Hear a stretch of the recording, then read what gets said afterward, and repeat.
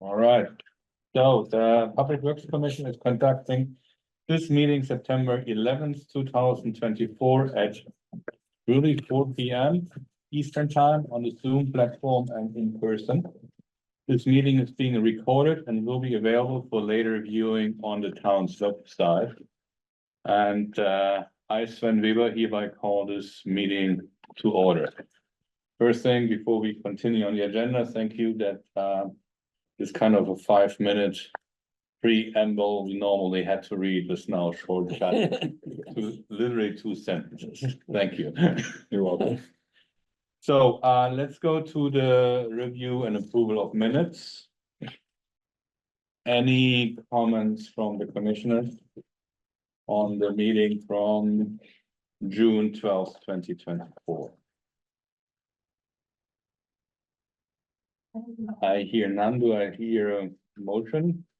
A motion to approve the minutes from June 12th, 2024. Second? Seconded. Okay, all in favor? Aye. Done and unanimously approved. Let's go to A3, review of calendar. Okay, so welcome back after a summer break. We have been busy doing many things over the summer, but we're about to get into the more busy kind of administrative and meeting sessions. The most important thing we're looking at, sort of looking ahead, is on, and again, I remind everybody, this is just a plan. And there's certain things we know are coming, and there's some things that will appear that will then sort of add to the agenda. And I always work with the chair on finalizing the agenda. But we're looking at the roads program public hearing and the general fund capital improvement plan discussion. This year, the town manager and chief financial officer are requesting that we start looking at capital budgets in September. So we'll be developing a plan. We'll be presenting that to the commission in October. Those are the more notable things, coming down the pike. So On the MCI response, probably that's come something. yeah, we'll probably include the MCI updates Yeah. within the director's report. Okay. And I will note that there is a DCAM, Department of Capital Asset Management State is having a hearing or a information share tomorrow evening. Okay. And it's open for the general public. It's their overview of the MCI closure and disposition of property. And we'll be providing updates to the Public Works Commission, primarily on the wastewater side, in the director's reports, and we may call that out as a special, we'll talk a little bit about in our direct report today. Okay. I have one minor thing on the calendar. On the October 9th, I'm going to be out of the country. Okay, so good I to will know. not be able to attend the meeting That's good. And again, a reminder, on the 9th. it's nice to have a general sense, and if we find that for some reason we're not gonna have a quorum, the sooner we know that, the better, but it's designed so we need at least 3 members each meeting, in order to have a meeting. Any other questions? None. So let's move to public comments and where's my script? Here. Just to remind the public, public comments will be limited to 15 minutes in total, with no more than 2 minutes allocated to any one speaker. The commission welcomes written comments at any time. If you're recognized, please state your name and any relevant affiliations. Any comments in the room? Anything? Going to change the view, because I only see speaker, and then see if there is a gallery. You see any hands up? Okay. Bob, do you see any up? I see. Yes, we have Jeff Collins with a raised hand, Alan. Okay, thank you. Okay. Yeah. Jeff? Great. Can you hear me? Yeah. Oh, it's a little bit. It's a little broken up, Jeff. Go Great. ahead. Hi. Thanks. Yeah, we'll give it a shot. So, comment on a new trash and recycling format. I was just looking at costs before and after. I know I'm sure this has been covered in different forums. And I think going to the efficient pickup system all sounds great, but I'll just speak for our own family's experience that we, really lean into the pay as you throw model. I think that's a great thing to encourage recycling. We generate a can of trash about every other week, if that. So, we're dedicated to recycling and keeping our trash down. The new model seems to remove disincentives to generating trash with it just kind of calculates the weekly pickup in a 35-gallon container is even bigger than our 32-gallon container that we have at home right now. So anyways, it's just a comment. And I'm also thinking of folks living alone who aren't going to generate 35 gallons of trash each week. So again, I applaud the efficient model and using modern trucks and hopefully moving to electric trucks and all that stuff. But this model, I think, is going to be more expensive beyond sort of inflationary costs and stuff to folks who just don't generate that much trash. So that's a comment there. The second is a question, and maybe you'll bring it up in comments later. That's fine. I'll wait for feedback or response. But I didn't introduce myself by address. I'm at 55 Highland Street, and Highland Street may send shivers down people's spines because it's a repaving situation that apparently has got complicated. So hoping to get a bit of an update there on plans for completing the job on Highland Street. Thanks very much. Thank you, Jeff. I think on the road thing, we can touch on the director's report on that. We can do that. That's Yeah. right. Yep. Okay. And I just wanted to be clear, D1 is public comments on topics not on the agenda. yeah, So he hit one topic, which isn't on the agenda. The other we'll be talking about within the this first or the next. Okay. so you can always We can ask touch upon that. questions at the agenda item. Yeah. We should probably do that more explicit. in Yeah, we the can, text. we will Yeah. clarify that. Okay, and then Okay. any other questions? Bob, do we see anything? No? Okay. I think we're No. good. That's it. Okay, let's move to the next agenda item, general commissioner comments. Any comments, things you heard, feedback from the commissioners over the summer? Yeah, I'll remind you that Sven asked if we could do this up front because we always run out of time. And this is the opportunity to share what you may have heard out in the universe, other committees that you might be observing. It's a good opportunity to sort of bring this forward. And so, just know that in the future, that if you have something that you think is notable and you think the commission should be aware of, then, this is your opportunity to sort of raise it. We don't go into discussion. It's a kind of a FYI. I'm just gonna ask when I should raise. I just wanted to provide a little bit of feedback from my neighbors on the recycling. We can talk about that during recycling. Okay, fine. I think there were a lot of questions about Okay. the recycling Okay. program. Right, and I also have to correct myself, I think Andrea was also imperative in getting this up to the top of the the list as well. Because she's fairly active out there. Okay, with that, we are actually moving to agenda item D3, the solid waste and recycling discount rate hearing. Again, this is not for the general discussion on the last hearing in our new structure. This is to catch up on one element of the rate part. And I think the hearing, I actually have to officially open this here. Yeah? That's right, we need to open it and either, we need a motion to open it. Yeah, do I have a motion to open the public hearing with respect to the solid waste and recycling discount rate Yes. hearing? I Okay, second it. second, I'll second. okay, all in favor? Aye. Okay, with that, the hearing is open. Okay. You wanna? Yeah, sure. I'll introduce first. As Sven mentioned, this is in addition to, we went through a lengthy discussion of the program last time we met with rates. What we realized is because this is new, we hadn't identified an opportunity for discounts, and we're starting to answer questions. And I have Aaron McCloskey and Justine St. John in the audience. I'm going to bring them up just so they can sort of talk a little bit about this, and also maybe provide a little more flavor on, we can answer that question that, you know, Mr. Collins mentioned and anything you might have. Can I ask you a question while they're taking their seats? What's the action for the commission? This will be a rate adjustment, so you'll be voting to accept the recommendation or not.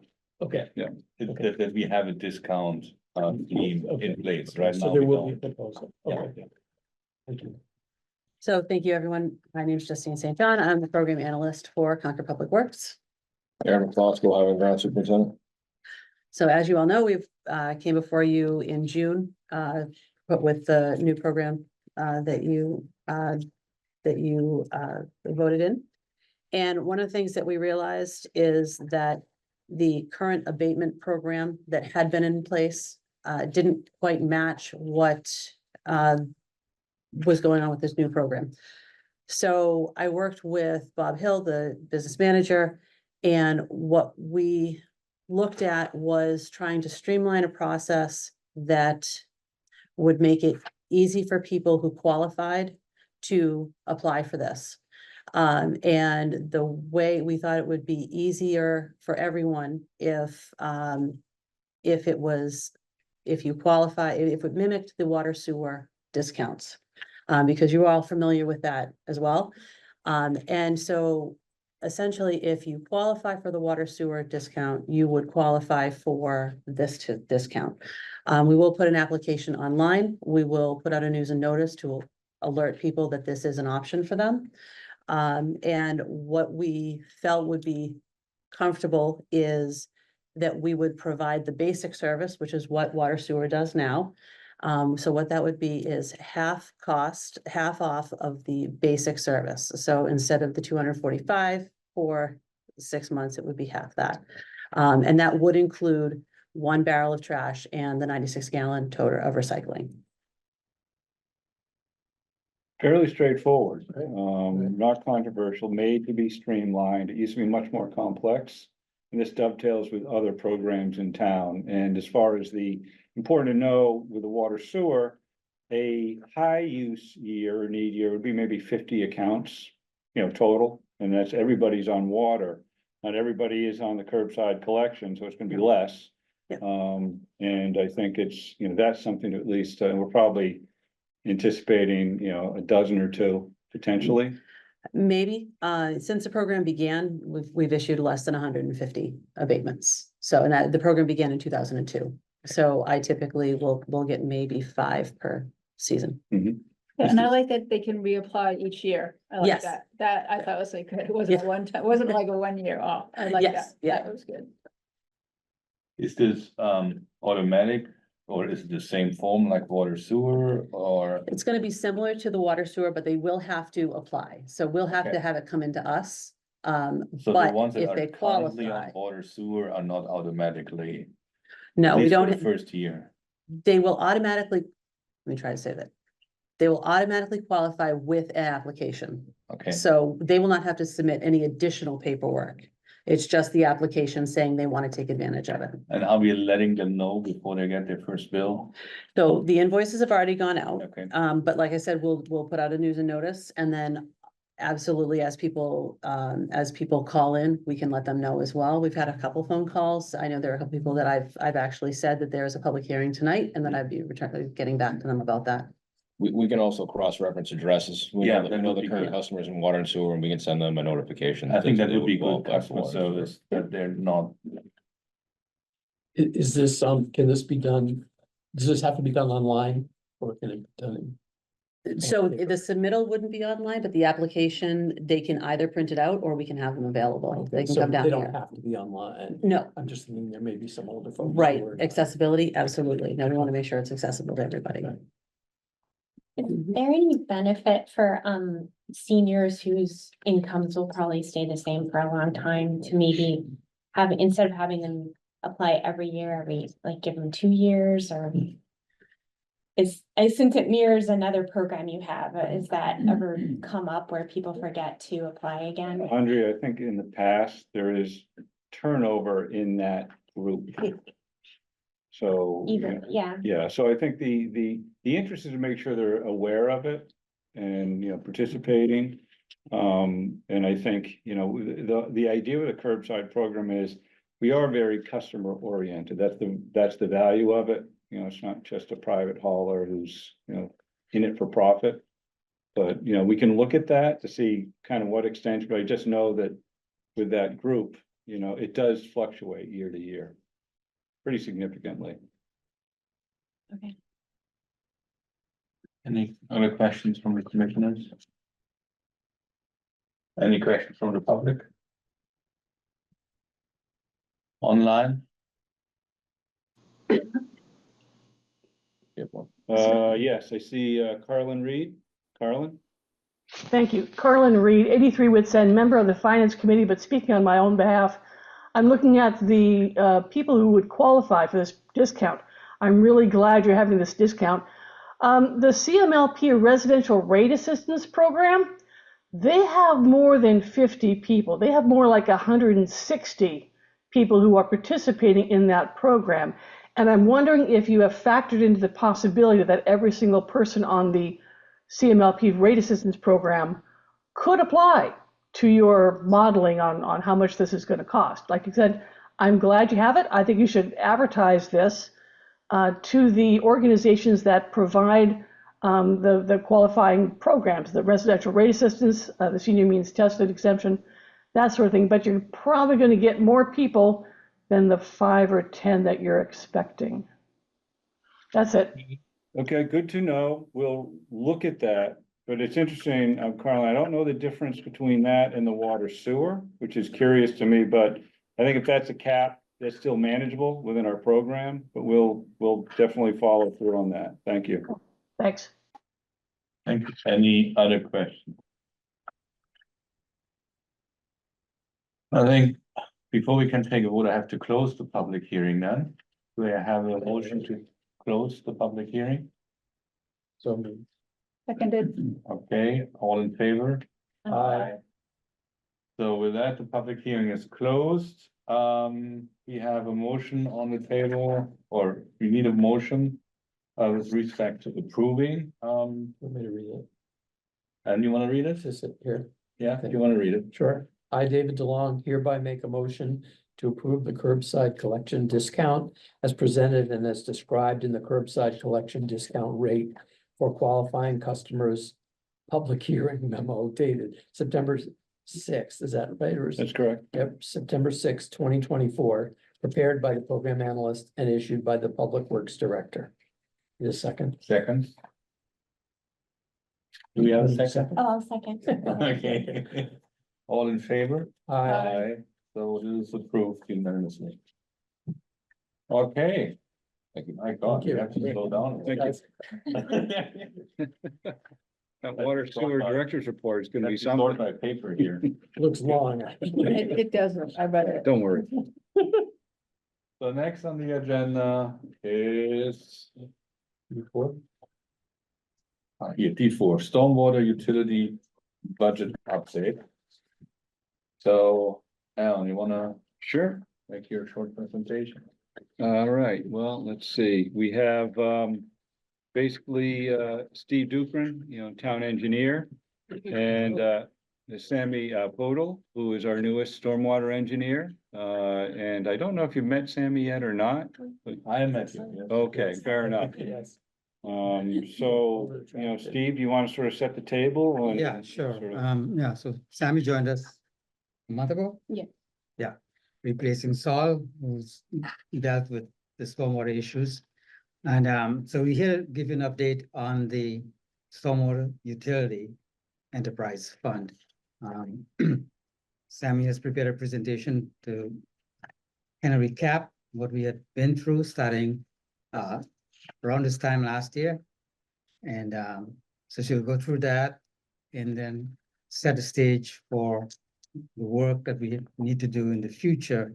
You'll see where the, the town bylaw that was approved, the town meeting, has made this commission the authority for approving the fee structure to be used in this utility. And that's the work that's ahead of us. So I'll let Sammy go through a presentation. Before we start, just to recap, so there will be a budget at the next town meeting. The town meeting needs to approve the stormwater budget. And with the budget, of course, falls out in the end, the fee, so it goes hand in hand. So Mhm. before we can discuss fees, we need to understand what the proposed budget will be for the town meeting. And I think if I'm not taking just completely wrong the timeline, the budget needs to be approved first at a town meeting, and then the following Public Works Commission would be the fee approval. Yeah, and so we're still trying to get clarification on that. I think officially that may be the case, but informally, we certainly need Yeah, to we- let the community know Yes. what the rates would be. So there's gonna be lots of discussion. The budget sets the table. Yes. That's what we need to spend, and that's based on the engineering sort of assessment of needs. And then the rates are the funding, you know, and fuel for that, and that's gonna require a lot of outreach and discussion, you know, between now and town meeting, and we know And I that. think we will get a lot of that, so I think Yeah. it's good to have it. The discussion starting early Mhm. and getting the input during the town meeting hearings, in the town meeting and so on. So that we have the time to take comments in and Mhm. see, do we need it? That's right. Right, and I Okay. think the sequence that we mentioned for approvals, that sounds like it has to work that way, because if you bring on a budget to the town meeting and it gets amended. Yeah. It will affect the fees, so definitely. All right, so Sam can get started. Hi, just wanted to introduce myself, I guess. I basically started with the Public Works about a month ago, and I will be doing the presentation regarding the Stormwater Enterprise Fund today. We can just go to the right. And I'm just putting this slide so everyone is just aware of what the stormwater utility means. I think all of you have been aware of this beforehand, but just wanted to give an update since we're coming back after a few months of break. The stormwater utility is the entity which would be responsible for managing the stormwater and be in compliance with the environmental regulation, right? It will basically make sure that we invest in the future, reduce stormwater flooding, meet regulatory requirements, and the control water pollution. And as of now, it comes out from the general fund, which is not, all properties are taxed. Therefore, for the stormwater utility, all of the properties would be taxed accordingly. And that fund would be used to manage the stormwater requirements. So project, just the recap regarding the project basically started in 2023. Weston and Sampson was hired to do the stormwater utility. They have been involved in other towns throughout the Massachusetts, so they are pretty good and aware of what we're trying to do. And it was funded by ARPA. The preliminary evaluation was completed in January 2024, and it has been available in public in the stormwater utility piece, so everyone can access it. And we've been working through the development of bylaw and article, and which was approved in annual town meeting 2024. So we're good with that. Regarding that, we have been doing multiple outreach. And you can see all of the meetings listed in here. Let me just go into the next slide. So today we're going over the capital budget that we want to get regarding the stormwater utility, right? And we're aiming for 1.1 million. And I'm just showing the breakdown of year one, which would be the capital cost of 528,000 and non-capital cost of 572,000. And it will vary depending on the years, but it won't be like crazy variation. It will be like slight variation might be regarding what is required each year. The capital cost basically involves the construction projects and equipment purchase that will be required. And the non-capital cost would be regarding the MS4 permit, asset management plan, routine maintenance that we would be doing, staffing and inspection and monitoring of the stormwater system. Let's go in more detail regarding the capital cost. And so for the year 6, year 5, we have identified multiple sites that we could have the BMPs installed in. And Can we, sorry to stop you. Yeah. Well, I was gonna talk about year 5, Okay. or what that means to, yeah. Oh, okay. So we have the permit with the EPA each year, and in year 5, so September, we're submitting year 6 report, which is last year's, and we are into year 7 right now. And the plan was to start implementing the BMPs throughout the Best management practices. Oh, yeah, sorry. I see. And what are they like? What's the best management practice? It'll be bioretention basins, rain gardens, underground detention basins, pervious pavement, anything that would improve the stormwater quality. I see there's to identify sites to reduce phosphorus loading. Yeah, and Is- we, Is there specific capital investments, you need specific equipment to take phosphor out, or? no, the BMPs that we would be installing would take care of that. Kind So of we'll consider get it a- passive treatment. Yeah, Passive yeah. treatment, okay. And we have the system upgrades and repairs, which would basically repair and replacement of the failing drainage infrastructure, culvert maintenance, stream restoration. We're saying slash improvement because it's not gonna be like full restoration, but like improvements regarding the streams, and the stormwater system improvements. And the under the equipment needs, we are applying for the Jared trailer for catch basin and stormwater pipe cleaning. So Jared trailer would be smaller in size and would be easy to access for the complicated site locations where you don't want to have the full truck go into it. The non-capital cost would be regarding the MS4 permit compliance. We're supposed to have the drainage mapping done with the outfall screening and sampling done, catchment investigations to remove illicit discharges. And we are starting like proactively so that we can get it done by the end of year 10. And we are in year 7 right now for the MS4 permit. The asset management and drain line cleaning, as of now, we have catch basin cleaning in system in place, but we don't have anything regarding the drain pipes. And that's why we want to have a specific section where we like asset management plan, which specifies what you need to do, what's the like the inspection recommended schedule and all of that. Which would basically clean, inspect and inventory conditions of the drain pipes and culverts in the town. And I remember somebody just talked about the Highland Street. I have that as a failure, drainage failure, because of the lack of regular inspection, we came to know that there has been root ball growing inside the stone pipe, because of which there's a blockage and the flooding issues. And if we can identify the issues beforehand, then there will be less cost for the maintenance. And the maintenance of the Jared trailer would also come under the asset management and drain line cleaning. Is there specific software we need for this, or to keep track of our assets? And we have that discussion in other assets. Yeah, Yeah. So, I can answer that. We're working separately towards getting us asset management software that will work with most of our public works assets. But in some cases, if we don't get there, we can use like a spreadsheet and develop an asset management, Excel or what have you, just for this system until we have the platform that across the board. And you're putting that software in the budget again this year, or? Yes, Yes. yes.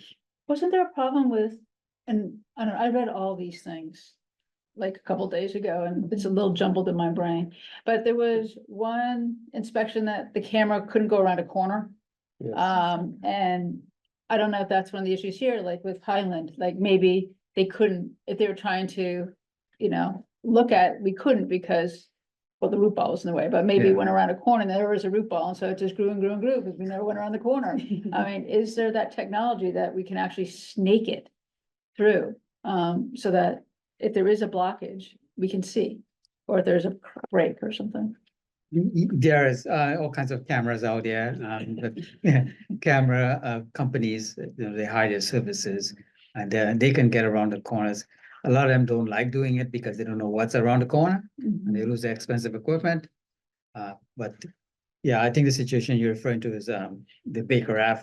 Yeah, project okay. area. Right. Yeah. As I said, it was just, I got like a lot of information at once and it's a Yeah. little jumbled. Well, what we are saying here is that we don't have the resources for hiring those services or even doing them Oh, ourselves. so that's why we're doing this, to get the money to do it. I understand that. Okay. And the other thing is with the bend, by design, usually there's an access of some sort. It's unusual to have a bend in a pipe that's gravity without access point. So what you're describing is a very unusual configuration, so it's the exception, not the rule, just Okay. for what it's worth.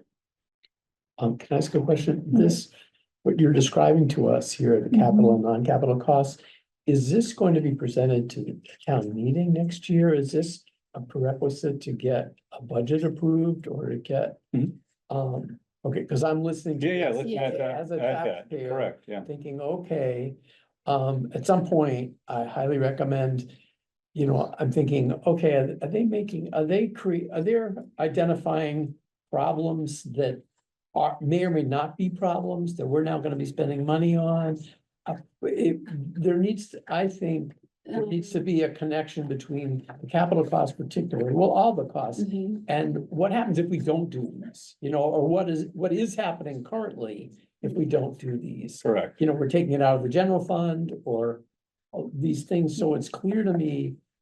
This isn't money looking for a problem to spend on. And we need to make that clear. Yes. And part of this, you know, we have two very clear examples of what happens when you just wait for failure versus managing, maintaining.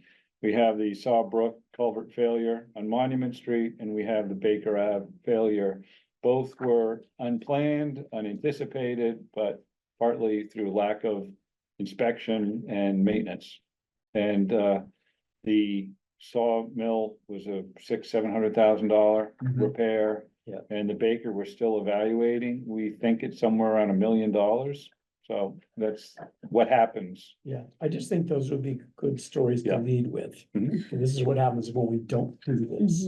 And Yeah, so people understand. And Highland's another example where it's upset our schedule because the roads program was all the superficial needs, but the underground, which was the unknown, Yeah. became Yes. problematic, and that's delayed the project. yeah, and stormwater is mostly underground, so it gets neglected most of the time, right? And then once there's like big issue with it.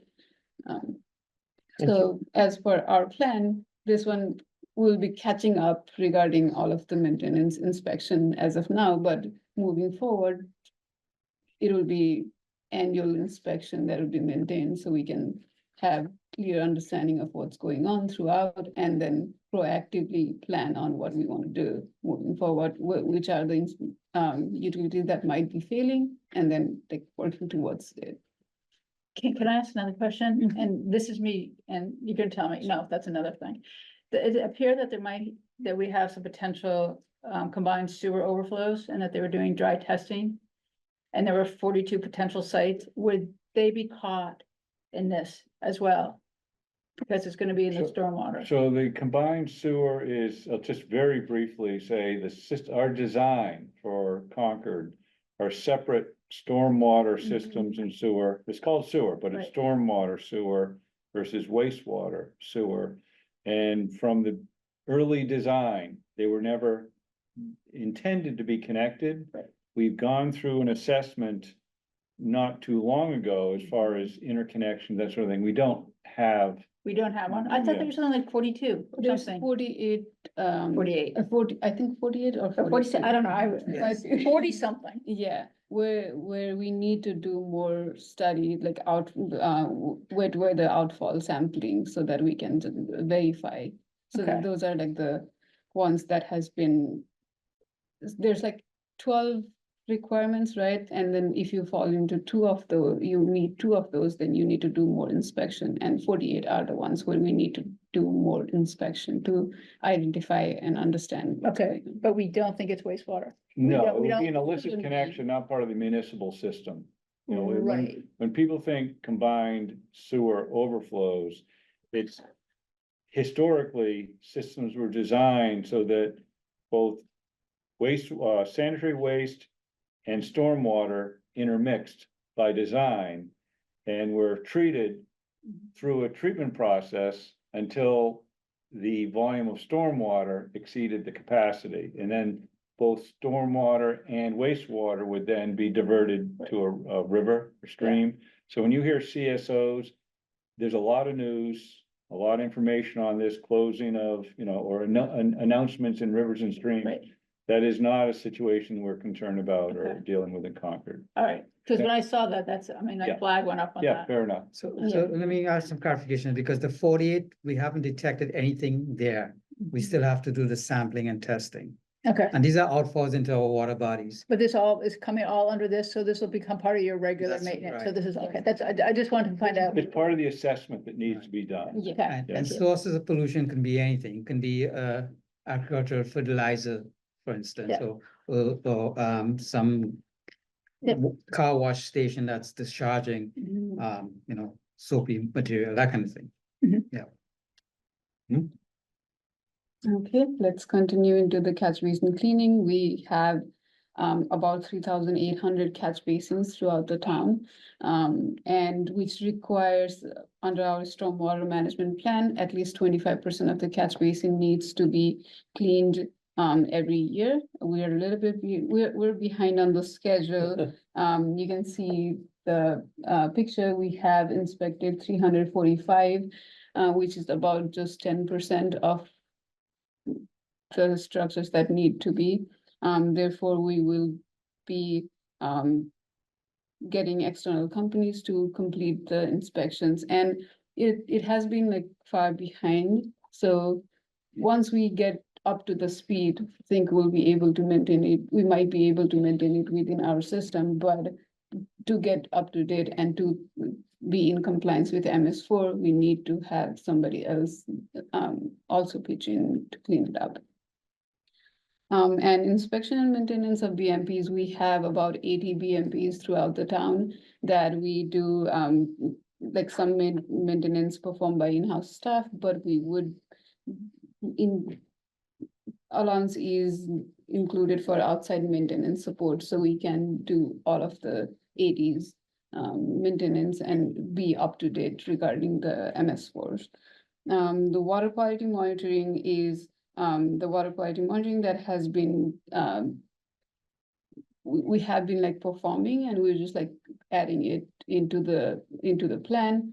So we meet the requirements. It's basically the White Pond and the Silver Hill Pond water monitoring that is done annually. And there's a cost associated with the future staffing. We need GIS technician, highway crew leader, and equipment operator in order to be in compliance with the MS4. The GIS system that we have of the stormwater is not up to date, and we need the GIS technician to be in the field, observe the inward streams, and then update it in the system. So that's something that we are requesting through this fund. Let me just roughly go through the Stormwater Enterprise Fund. We would be going in more in-depth detail regarding what would be the fee with each type of residential units in further coming up presentations. I'm just gonna go, just giving you a general information on what we're like working towards. We'll have a simple set of fee structures, which would be annual or quarterly fee to all of the residential, commercial and industrial. And it will be, the fee will be based upon the impervious area for each property. So the equivalent residential unit, the Weston and Sampson is working towards getting it done. So they are analyzing the impervious areas within the residential unit to specify what square footage of impervious area would be equivalent to 1 ERU. And based on how much of impervious area is within your property, then you would be charged. And they're coming up with 4 different types of rates. So one would be flat rate, where everybody is the flat rate of this for the impervious area, and then calculate accordingly. Tiered would be a little bit different based on the amount of impervious area with each of it. And they have 3 different, we're working on creating 3 different types of tiered a fee development, just so we can work through it and identify which would be the most beneficial and which would be for both town and the residents, right? And we'll go into more detail on the upcoming presentation regarding that. And the rates would basically be the cost for the stormwater management. I think just on that, we heard in prior hearings and comments from the public that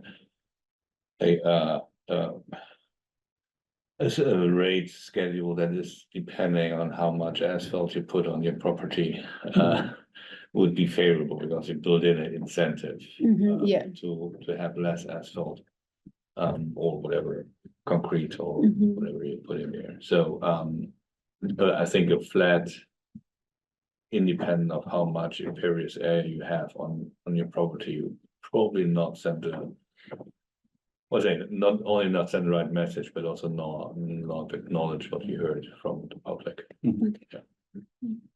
All right, I think we're working with the consultant to Yeah. hear different models, and then we'll start sharing them, and some may rise to the top, quicker than others, and there's pros and cons, but at least allows people to understand we're looking at the various, they may know of another system. Well, we're aware of that, however, not for Concord. Yeah. So, Yeah, and per the bylaw, we would have provisions for giving credits. Yeah. And incentives. Exactly. Yeah. Yeah, I wouldn't have thought of this if we hadn't had the earlier conversation.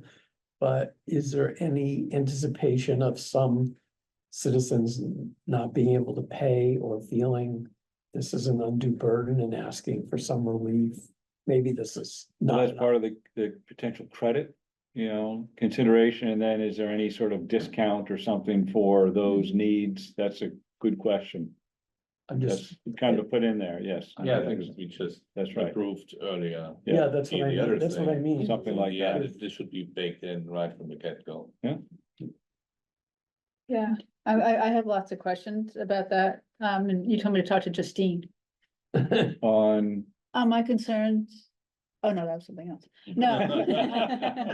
No, because I was worried that. Justine coming up with the stormwater? No, I got another question for you. No.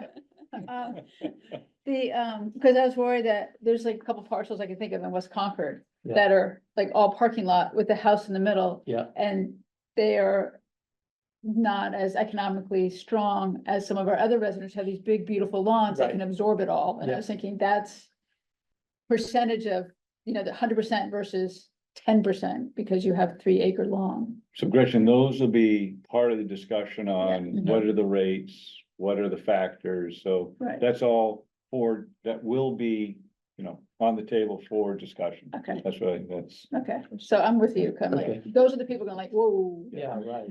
yeah. Yeah, and Russian, you probably missed the conversations we had last year into early this year, where we did present some preliminary look Yeah. at the tiered rates and so on, but we'll refine those, bring the models Yeah. for discussion. Okay. And this one is the final slide is just regarding the implementation schedule. We have the bylaws approved in 2024 annual town meeting. We're working towards finalizing the rates. And we'll be working together to finalize it upcoming meetings. And then we'll be having the 2025 annual town meeting for the budget approval. And as per our discussion, I guess once the budget is approved, we'll approve the fee rates, but we'll be working towards the fee rate before the budget approval. So that it's kind of hand in hand, so Right. just have to work together to. And so you're gonna figure out the budget.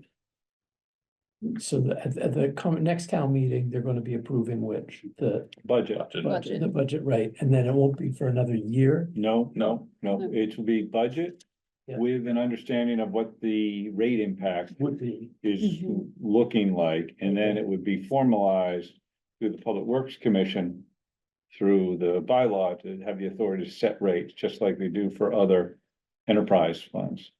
So it will be very quick. So the town meeting is on June 2nd, Second, plus whatever, how many days you will need. And our next regular Public Works Commission meeting is June 11th. So we will have that okay. on that last, I see. before the summer break. That's right. So that can be then effective for the incoming fiscal year. So what did the finance committee set as kind of deadlines for budget, capital plan and so on? I haven't heard from the FinCom, I've heard from the town manager and finance director, and we're being told we should be framing them in September. You know, so that's where, you know, we are looking at, you know, and that's rough numbers, you know, then goes through a whole vetting process, but right now, we're looking at somewhere at about a 1.2 million, 1.1 million plan. Yeah. And that's sort of, now we gotta frame it, but that's the number that we're gonna be, you know, presenting. And in this particular case, it's interesting, they look at capital first. Cause they wanna be able to parlay all these into, you know, whether it's going out for debt and bond or whatever they need. Then the O&M second, and because this is the first time we're going through this proposal for stormwater, we'll have to work with them as far as how is it presented. You know, it's not clear to us yet, but they're literally, as I said, summer's over and everybody's starting to pay attention to schedules and their own deadlines, so we know it's coming quickly. Was that the end of the? Yeah, that's the, I just have the last slide, but it's just giving opportunities for questions and just giving update on the year 6 annual report is gonna be submitted by end of September. We're awaiting the new MSO permit and the stormwater utility fund outreach would be ongoing. This is Any- a commercial. Any other questions from the commissioners? Thank you. Yeah, questions from the public, person in the room? Yeah, what's that? Okay. they have plenty of questions too. I see Well, I Carlin think, raised- Colleen, you probably have the answer to the prior question, I hope. Yes, Carlin, we can see you. Yeah. Thanks. Carlin Reed, FinCom. I understand that have you already approached my chair, Eric Dahlberg, about getting on maybe the October calendar? Because, yeah, this needs to come to FinCom before the actual enterprise hearings. Yeah, That's I first would, thing. That's first thing. Second thing is be prepared to define what's a capital and what's a non-capital expense, because that's the first question you could get out of Don's mouth. I know that. How do you define capital? Okay, so what's the status with coming to FinCom? I would work directly with Anthony Ansaldi, the finance director, to help schedule things, but we hear the ask and I'll sort of, you know, direct your question to him and see if October is appropriate, to talk budget. Thank you. Any other questions online? Good. Thank you. Yeah. Let's move to D4. Which Thank you, is, Sammy. no, D5. Paperless billing initiative, and I think, do we have someone? You know, I'm gonna present, but Okay. it's basically, this is something which just talks a little bit about the coordination with the utility billing efforts in town, and a reminder, there is no PowerPoint. It's simply, a request that is coming through the interim director for Concord Municipal Light. He's working with his board right now, where there's an interest in pursuing potentially paperless bills. It's something which was brought to his attention.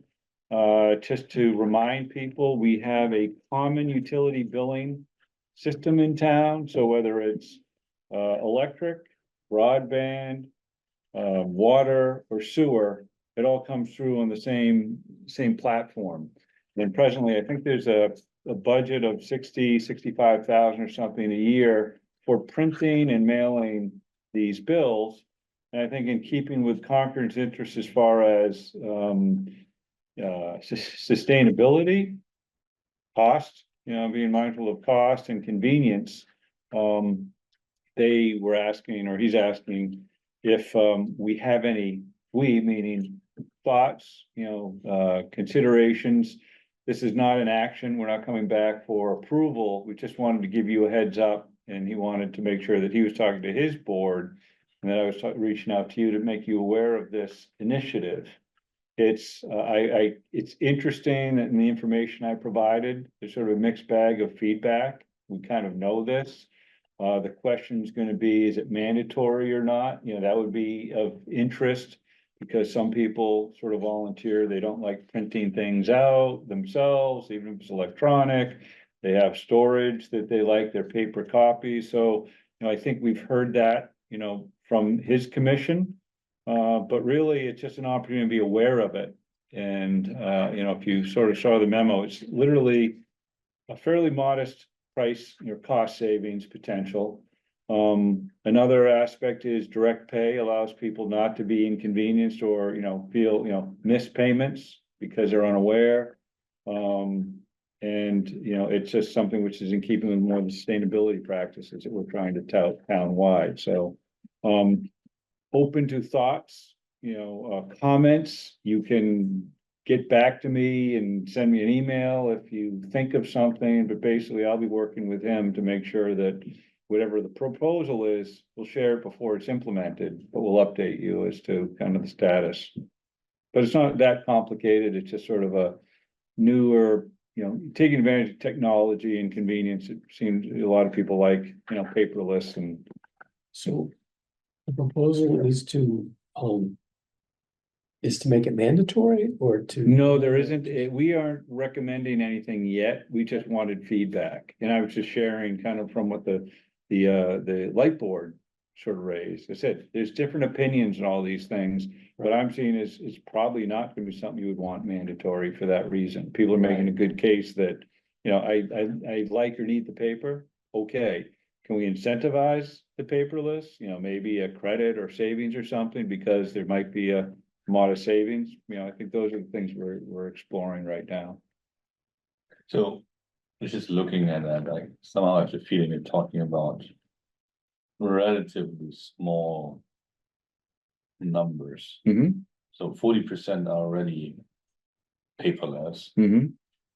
To do the math correctly, CMLP expects only half of the remainder really to go paperless if they push for it. Mm-hmm. So that would across all town services, electric, telecom, water, sewer, across all of them would be an annual $32,000 savings.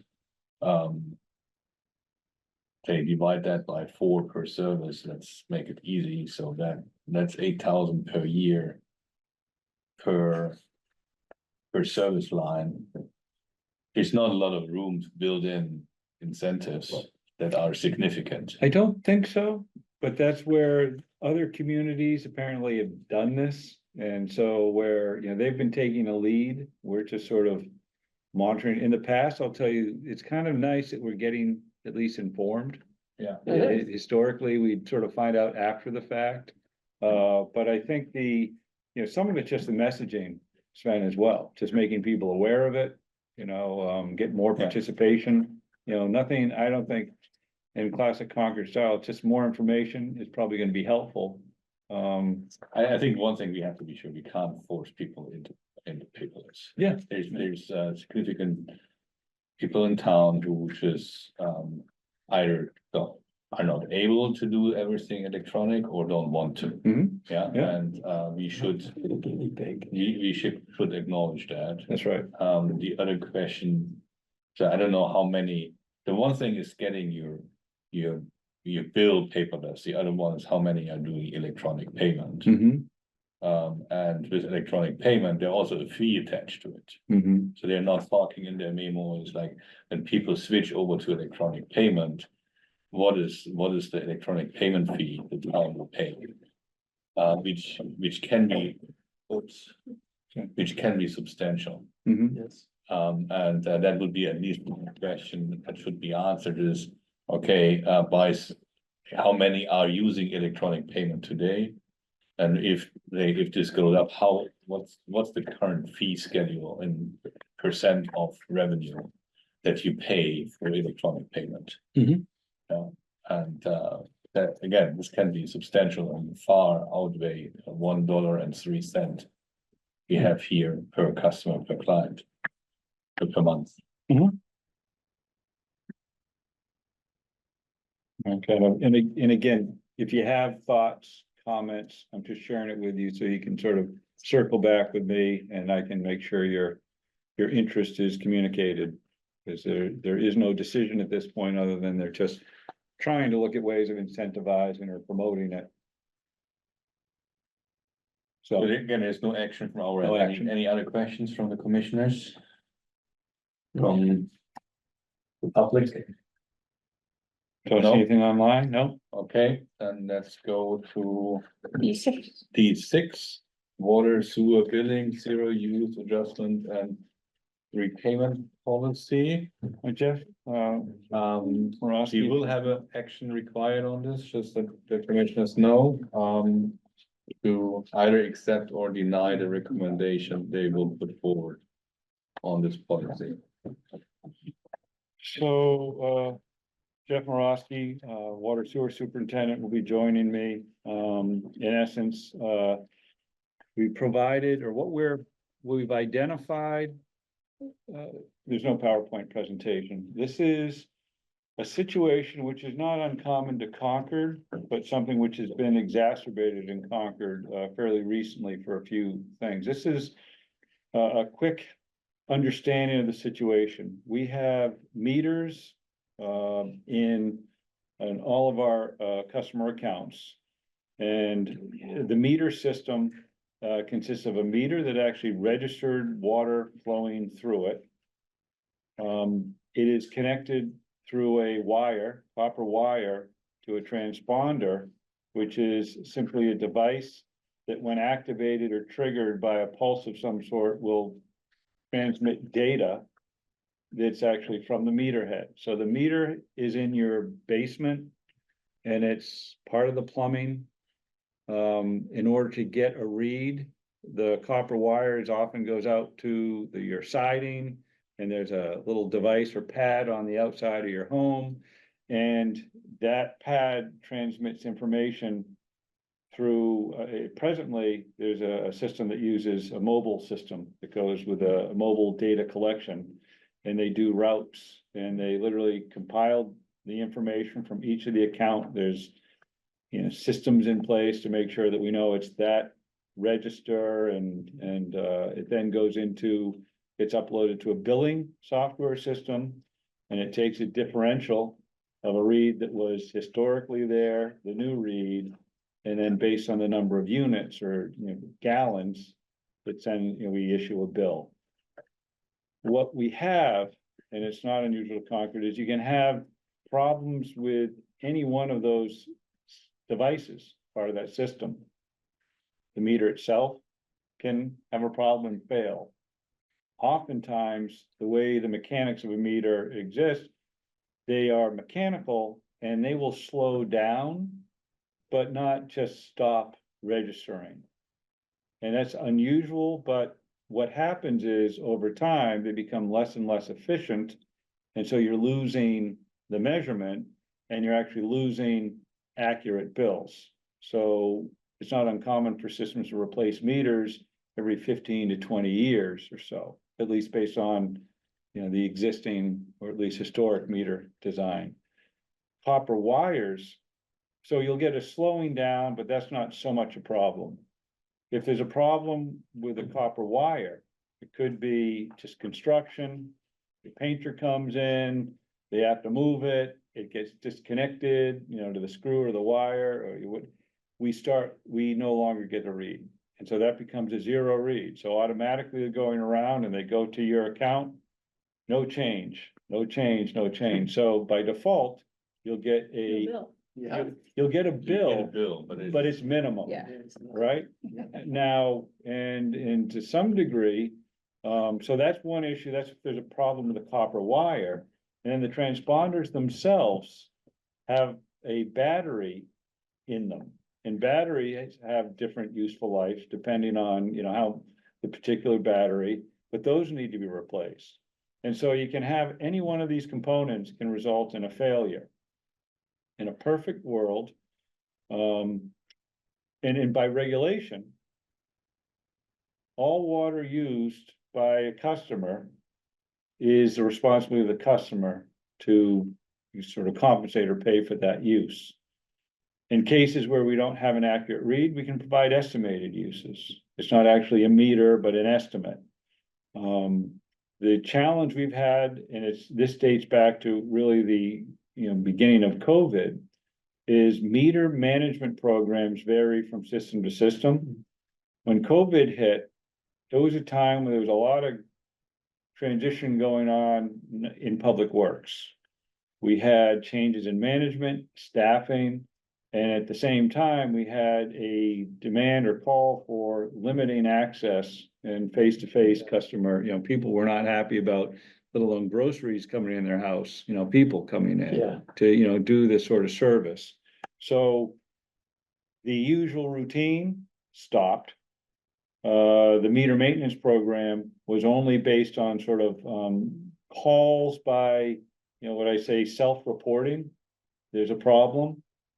We then ended up in the same, over the last few years, a situation where the managers and people responsible for the program transitioned. And we didn't have handoffs from one to the next as far as what a routine should be. They didn't even know that there's a routine. And so we have a situation where in the past several years, there's been zero reads that have been outstanding for many cycles.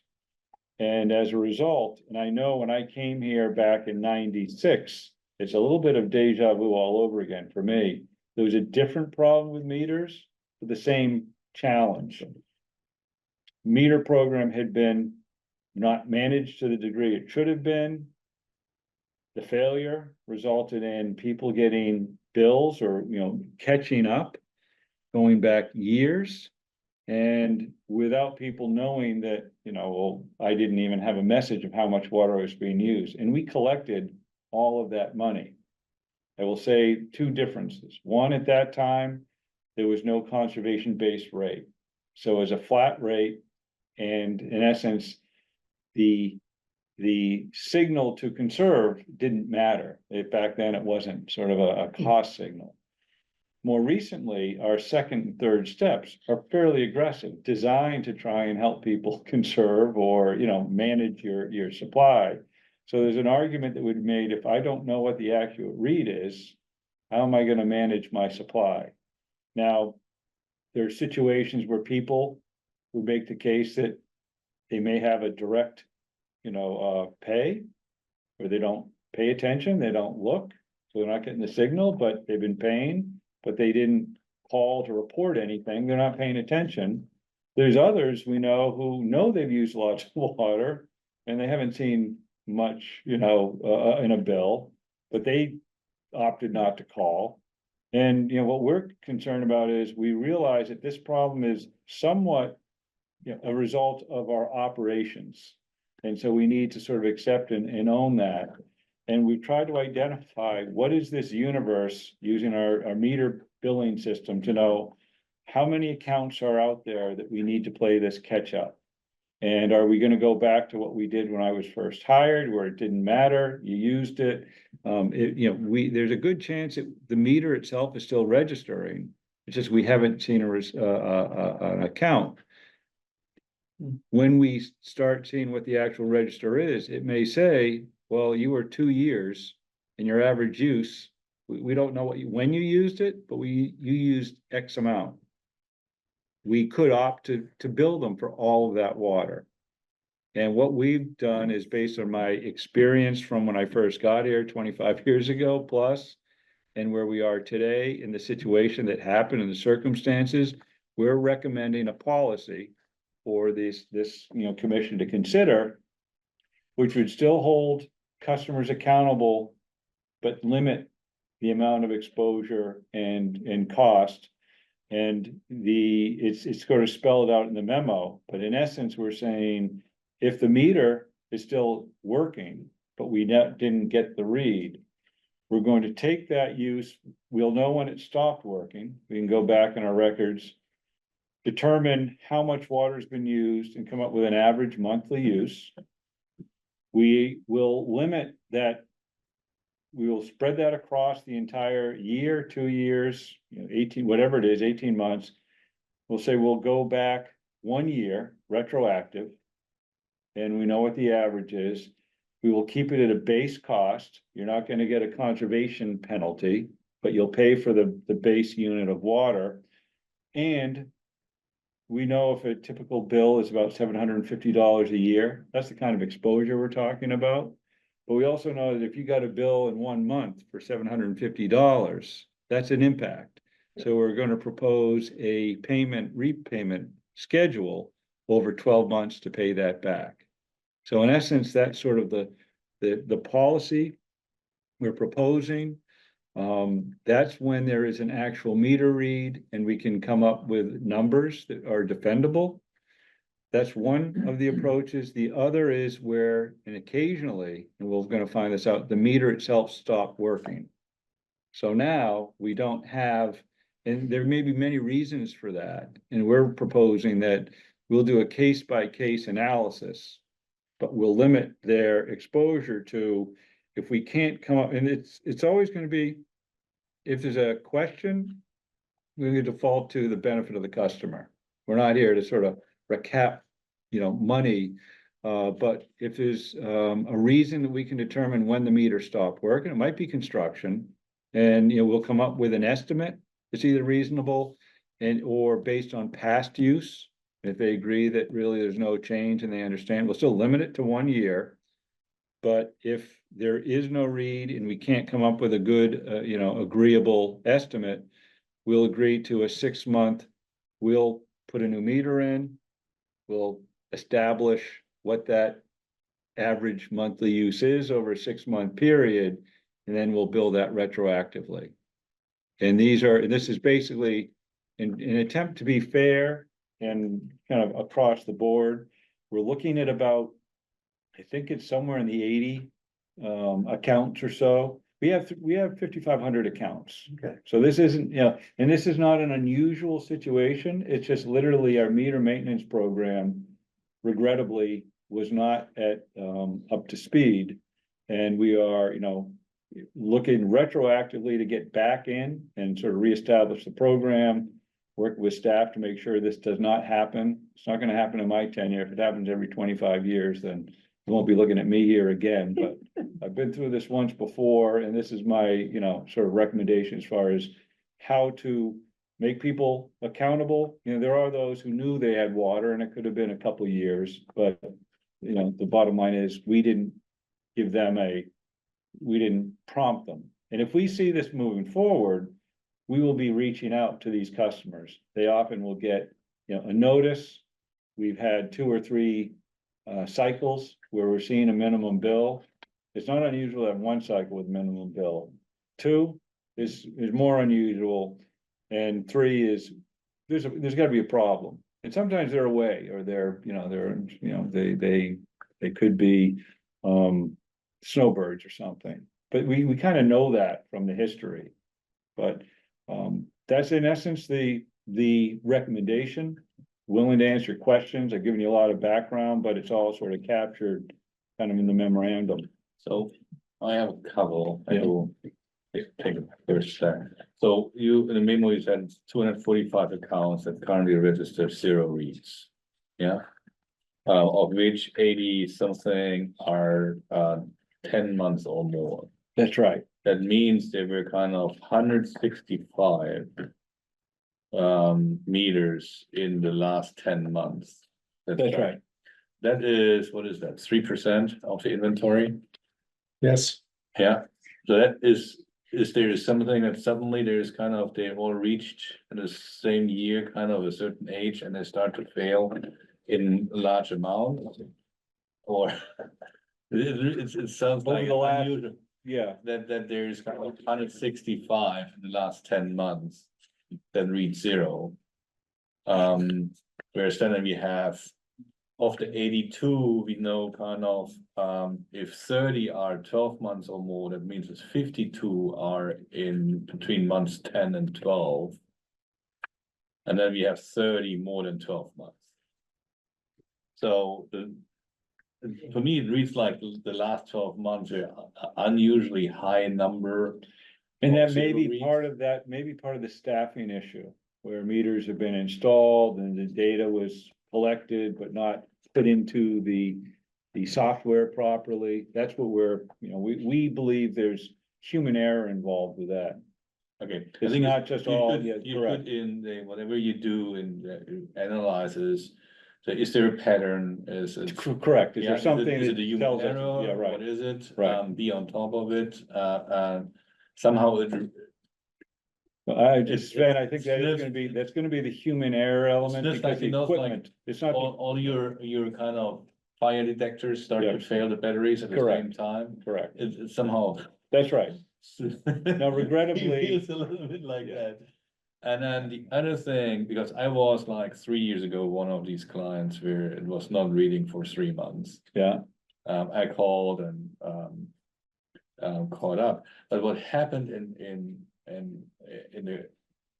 when I got the kind of estimated stuff is it pushed me for that month over in the next billing mm-hmm, tier. Yeah. Because it just added kind of Correct, yeah. the cubic feet to the bill, Mhm. which in that sense is like, man, that should not happen because I was not in that next billing tier. So we should not push people into a billing tier. They would not be if you have continuous use. And that's where we're going to take the average over a period of time. That's gonna, that'll take any peak out of Yeah, that. so That's just by make sure, design, 'cause I correct. had that and pushed me to the kind of Correct. highest billing tier Yeah, for that 1 month. Mhm. So it Because should, you pay, because you hadn't been reading, or you've been reading over?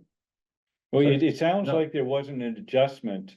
they because- made an adjustment, Yeah. because Oh, I said, it's okay, it's like, it's a 1 month thing, but, If you had reported it, it probably would have been reconciled. yeah. So you yeah. did the right, you're the exception to the rule. You told us that you were under. Yeah, no, whoever picked up the phone, she was very thankful to say, oh, we didn't catch that. Yeah. No, but then, but yeah, so the approach we have is to ensure that that isn't, we don't penalize people Okay. for that. And then, also with that is the challenge with kind of our winter months, summer months with, the water usage for sprinklers. Mhm.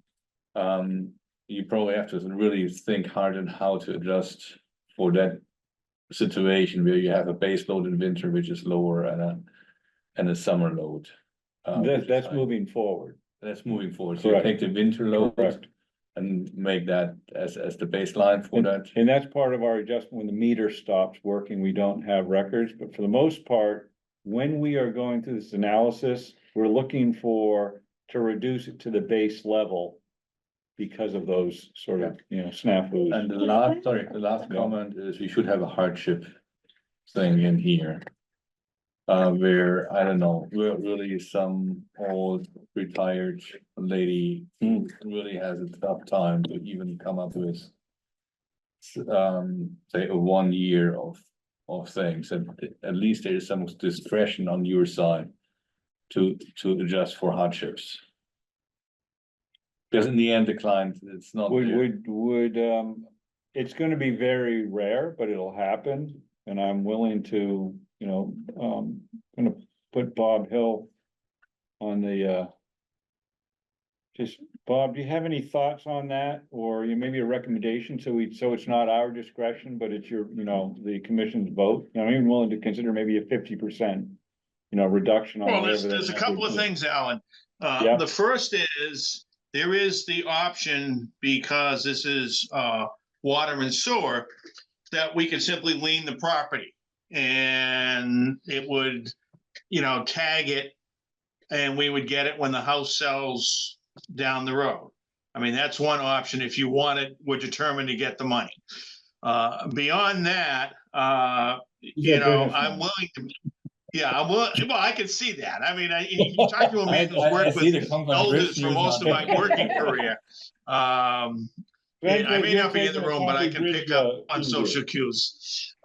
Is that the overall number of elders that you're gonna see that are truly gonna be in that situation, I would think are a handful. And I would think if we simply add something in the language similar to what is in the rate structure that grants the Director of Public Works the ability to grant abatements, that we could even just simply consider that as they can file a hardship abatement. Okay. And like the evaluation process we do with, you know, the regular abatements when people have extraordinary water use caused by, you So, know, yeah, I think that's fair, Bob. So what I'm hearing is they can always request an abatement. The rule is covered by the policy. And if they come with an abatement, then that I would have discretion to, you know, modify that. So the existing abatement rules can be applied. They can always. yeah, I mean, the wording is something along the lines of atypical in unusual water use. So, you know, I would think we could make this fit the atypical and unusual. Yeah. Okay. The only question in my mind is what the adjustment would be, because in the current context of abatements, if there's an exceptional unintended use, the quantity is still the responsibility of the customer. It's just that we would abate down to the lowest tier number. So if the policy we're putting forward right now is only proposing to charge at the lowest, That would be my discretion, and I think it's a very narrow group we're concerned about, where the policy that we've been established over time deals routinely with people who have, you know, questions on the bills, so I'm pretty comfortable saying that we could manage that internally. Can I ask, how are you flagging these? I mean, how are you seeing them? Through the database, so I all mean, so this. people actually look at it, or does Yes. it like ding? In and a you get on? perfect world, when we get back on track and we're now getting there, we've literally just, you know, made some hires to sort of bring in staff and sort of establish some new routines. There are what you call exception reports to these bills before they get sent. You get exception is something out of a normal range or particularly high bills, and we can look at them and kind of try and do an analysis before a bill's sent, something's wrong. And even if we see something that doesn't seem right, we can even put a hold, we don't bill it, you know, at $50 million, because that doesn't make sense. We'll flag it with an estimate, and then we'll look into figuring out, you know, we'll send a crew out to do a service, you know, inspection or repair. So that's the exception reports, how you flag them. Okay, I mean, I got an exception report 10 years ago, because we were high. And You got notice. I got a notice, So that was triggered by an exception report that was Okay. vetted by staff. and it came out, there was a toilet in the basement that, There you I go. went down there that somehow like was just running nonstop. And they But go, that- you've had a really high water bill for the last year. I'm like, what? No. Yeah. I mean, we went away, we went on vacation, should be high. And they're like, no, you're really Gretchen, high. believe me, And people are adamant, I didn't use it, we're on vacation, and, No. you know, we Yeah, have they to came tell in, they them. came where in, it they're like, happened. oh, look at this, and I was like, shh. I was like, "Whoa, that is bad toilet." Yes. Can I just want to summarize this conversation. Sure, So I make sure that I understand. So you have 245 accounts for about that. Where you get no reads or zero reads, or Yes. you're getting a read that's doesn't make sense. And so what you're proposing is, and these happen for different reasons. Mhm. Sometimes the equipment is faulty, that there are like I got 2 or 3 reasons. 3 items that are equipment related, yeah, Okay, and so what you're proposing is a way to recover or reconcile the lost revenue effectively, or, at least for 1 year. Mhm.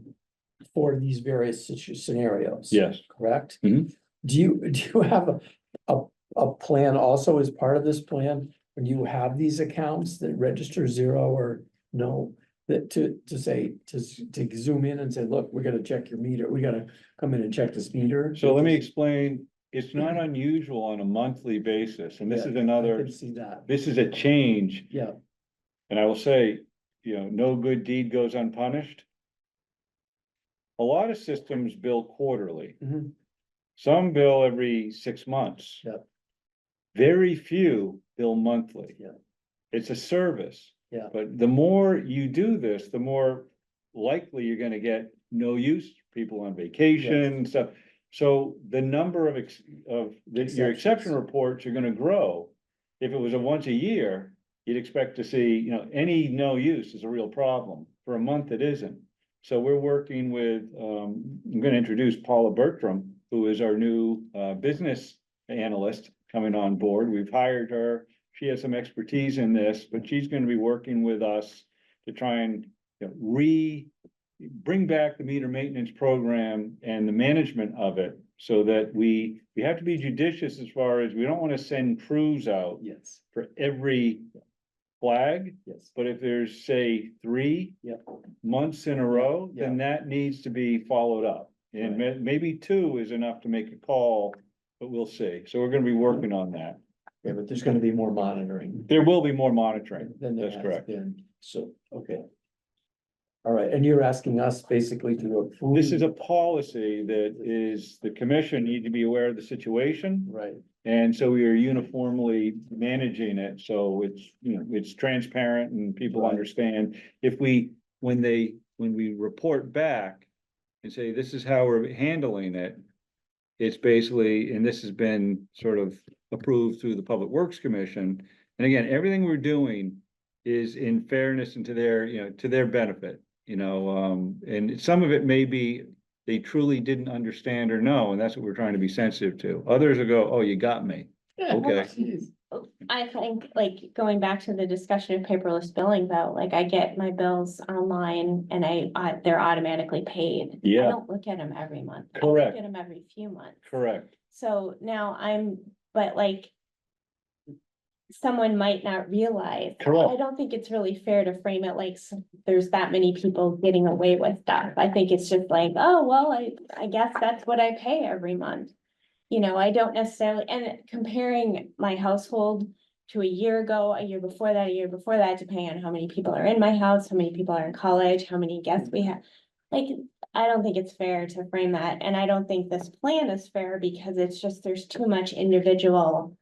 I don't think you can have a plan like this that's fair to everyone and people are going to be upset that they're being made to pay for something that you guys let slide.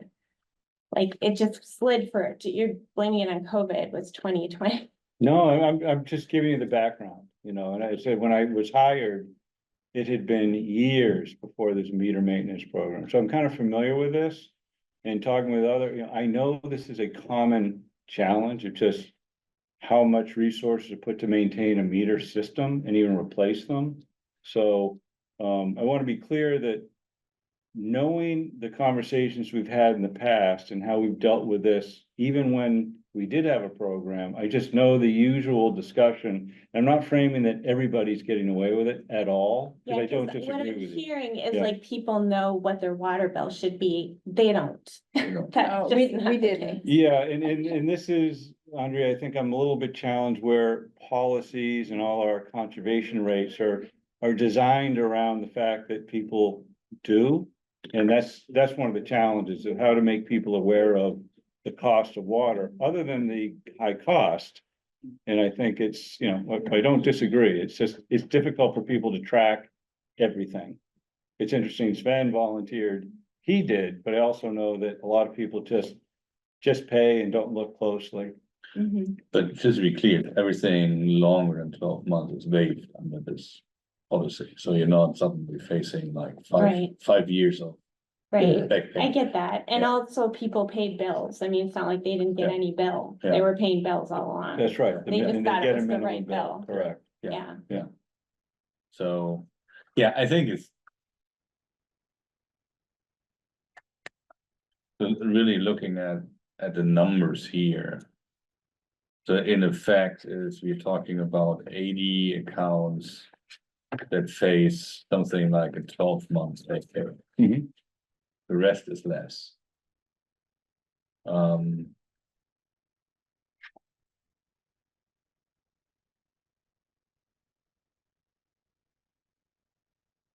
Any estimates as to what the dollars are that you recover or that? Yeah, we were thinking it was probably about $50,000 total loss. But then Per it, year or? no, Total. total that we'd be not recovering, but. for the Yeah. last 12 months. Yeah. And the books have closed, you know, with our financial books as an enterprise. We have our projected rates, we have our budgets and all those things, you know, those books have closed, which is another reason of limiting it, you know, but again, I come from a situation when I first got hired, it wasn't the discretion of Public Works, it was the finance director mandating that everything was paid, no matter how far back it went, Mhm. and it was ugly, very ugly. I dealt with most of, many calls on that.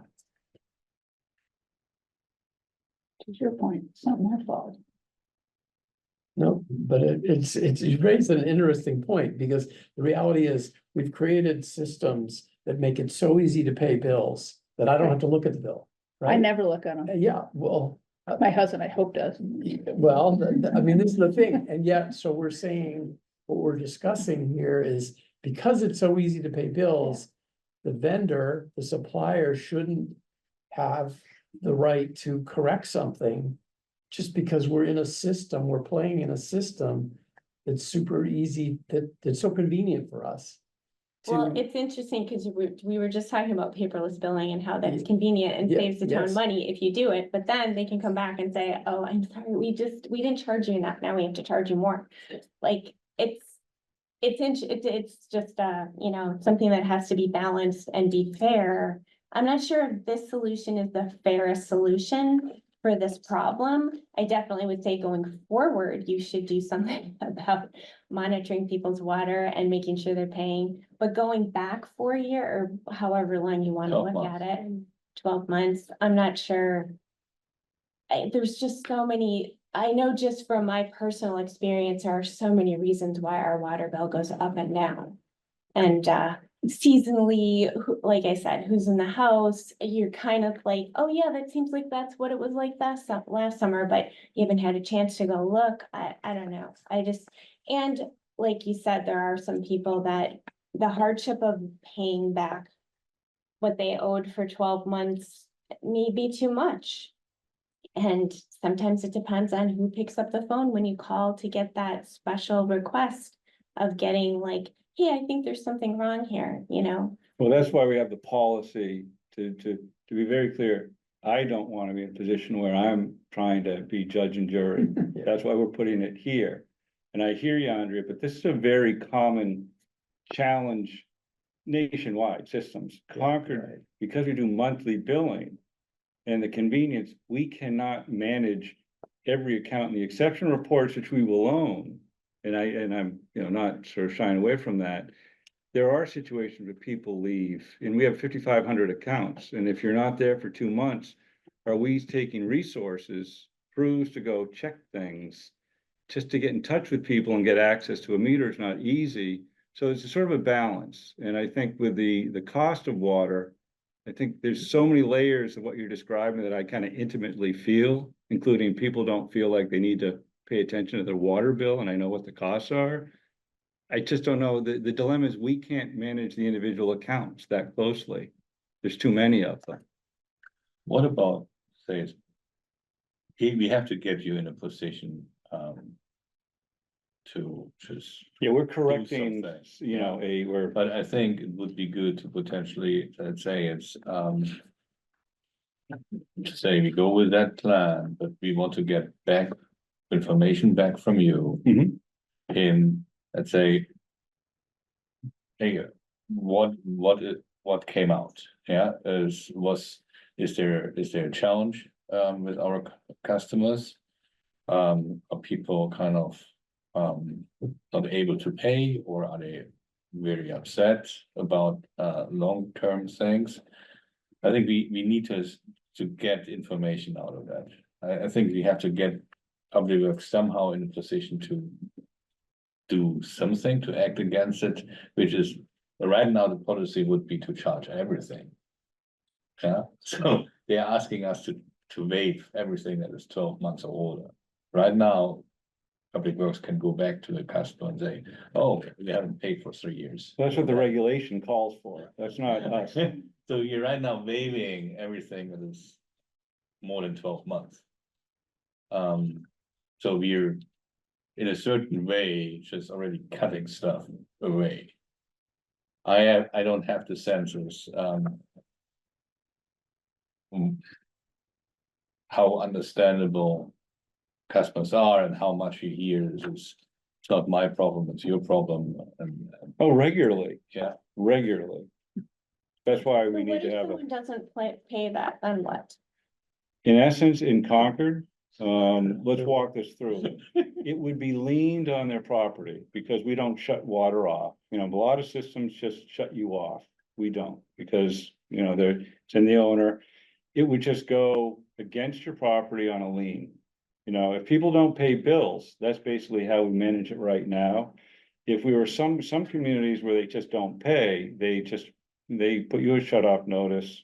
You get time, you pay. We actually do threaten shutoffs when people will not allow us to do the maintenance. People will not let you in to do what you need to do. And you could be chasing them for months. They just, what's their incentive to let you in? The only thing we have is we're gonna shut your water off. So this is, you know, I believe what we're proposing and what I'm proposing, based on a lot of conversations with a lot of customers, is very fair. And, you know, I am, you know, willing to say that over the past, you know, 3-4 years, there's been, you know, significant, you know, impacts on our meter maintenance program. But, you know, that's why I think limited to 1 year is, you know, fairly reasonable. And having to pay back over 12 months is also pretty reasonable. And Devil's advocate, you don't think anybody's intentionally unplugging, messing with it, do you? it's been done, but at the risk of, you know, it's not the norm. Okay. Most people just, you know, they're not thinking much about it. Yeah. Right. I would Not say that much that would money. be most likely. the Or exception. accidental damage. Oh, yeah, as I said, I mean, but I've seen it all. I'm sorry, I've literally seen it Do we all have penalties for that? for those sorts of violations. But they could always say, oh, my cat jumped on it, sorry. Well, You see the scratches of the screwdriver. well, no, let me just. Not for the cat. Let me just say this, there's videos out there, this whole idea of, you know, when you found the flapper valve in your toilet. Yeah.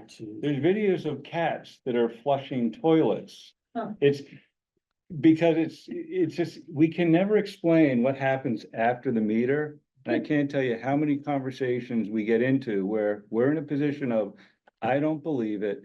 You tell me how it was used, and we can't, you know, like, I don't know if you had a family, you know, visit for a month, or if you had new landscaping or a flapper valve went. I mean, we have these conversations so regularly And a lot of people with significant bills, so, we're talking, $2,000 bills that we know were metered, and it's even in with 1 month.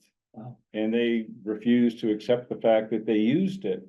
We say that the meters will slow down, but they don't speed up. And we can't recreate these, the technology we now have, which is kind of nice, we're starting to install technology that will allow us to monitor, and this is the meter replacement program we're doing, where if we see there's a problem or a question on use, we can dial in and actually get daily, and actually, I think it's every 15 minutes or hour use reports. So the technology is getting to the point where you can do that sort of thing, but I've just been in so many very challenging conversations with people adamant that I don't own it, and we know it went through the meter. I mean, can't all explain it. residential accounts, Not all, no. all right. What do we do? Well, Sven, you were saying that you wanted to pass it, but you wanted to report back about the reaction we have. and Yeah, I can maybe definitely get do that that. within, Mhm. before the end of the year, to see Yeah. how they react. Yeah, this is all going to be, well, there's gonna be a bulk of, we're going retroactively to deal with a lot of cleanup. And then there'll be sort of maintenance, but it might take us 6 months to get into all of these sites to actually do the service calls. And, Could we ask you to report back to us in 6 months or some period of time? If we, I don't know, if we approve this approach and ask you to come back And revisit it? and revisit it, or, I mean, I mean, it's a difficult problem, and I just want to give Alan a way to go forward, but that we can't leave it the way it is. Particularly because you. yeah, right now, the regulation says they 3 own the years. water. Right, They own the water that's gone through unless we do something different. That's the regulation, and then so you could. that's why build we're them for trying to 3 years. establish this You could- policy. You could build them for 3 years, right? When I got here. Yeah. We did that. Yeah, Yeah, that was through the finance director. I had no choice, and it was many accounts. We had to do that. so in a way, this is actually Significantly favoring the better. customer in that it's reducing their risk, their. It's reducing the exposure going back. Yes, But yes, it's that's the what I Public mean. Works Commission making I that think decision. the important part is that you have to implement new process internally. That the aging of these zero reads is not that extreme. Correct, Yeah, correct. you have to set a standard to say is, then let's say. A key performance parameter to say is, an aging of a zero read should not be more than X months. Yeah, and I think that is important to not run into long Mhm. outstanding things, but also to minimize the friction with the customer. Because as well, it's like, you should have caught that 2 years ago. Mm-hmm. Yeah. I think you have to build something in to say, that you do what you need to do in a certain amount of time to react to it. And then I think it's easier to retroactively just ask for some of the, or ask for the bill. Because this is a long time. I think we do the right thing by cutting it down and at the moment put a 12 months max to it. But reporting back in, let's say, latest 6 months, and also with a plan. Or a statistic to say, what's the aging of these things? We can do that, yeah. Yeah, Yeah. is how many readers are zero, how long are Mhm. they, what's the average? And you should come up with your team to some kind of what's the measuring standard you want to fulfill on that? Yeah, should not be older than X months. Yeah, and if it's that, then perhaps at a certain point, we have to look back and perhaps it's not 12 months, perhaps it's a shorter time period. Because you're not, you wanna have also incentive that you and your Yeah, team. yeah, I think at we'll those revisit the regulations, I will just say, once we get back to whatever best practice is, the exposure is, did we attempt to provide notice to someone where we can flag, and it's these exception reports that will do that, and I'll be working with, our staff to try and figure out after 2 months of 0 reads, it's flagged and we attempt to do some reach out. And it's gonna be, you know, it could be a phone call, simply just we get through and say, you know, we're also looking at, was there electric use? You know, we do certain things that we can evaluate inside, because if there's no electric use, it's a good idea that the Right. property's for sale, Right. nobody's in it. Right. And these are sorts of things, I just want to be careful and not critical of staff where we did fail for a period of time. But it's not unusual, but we gotta be realistic with workload and what we're doing and how we can manage each individual account. But when there is an exception, we do and presently look at, is there an electric load, is there a for sale sign or anything we can do before we have to knock on the door? But reaching out is important, and then, you know, sending a crew to evaluate is also just takes time, but. You know, So if the statistic runs like that, yeah, it's kind of about 16 cases per month. You get it.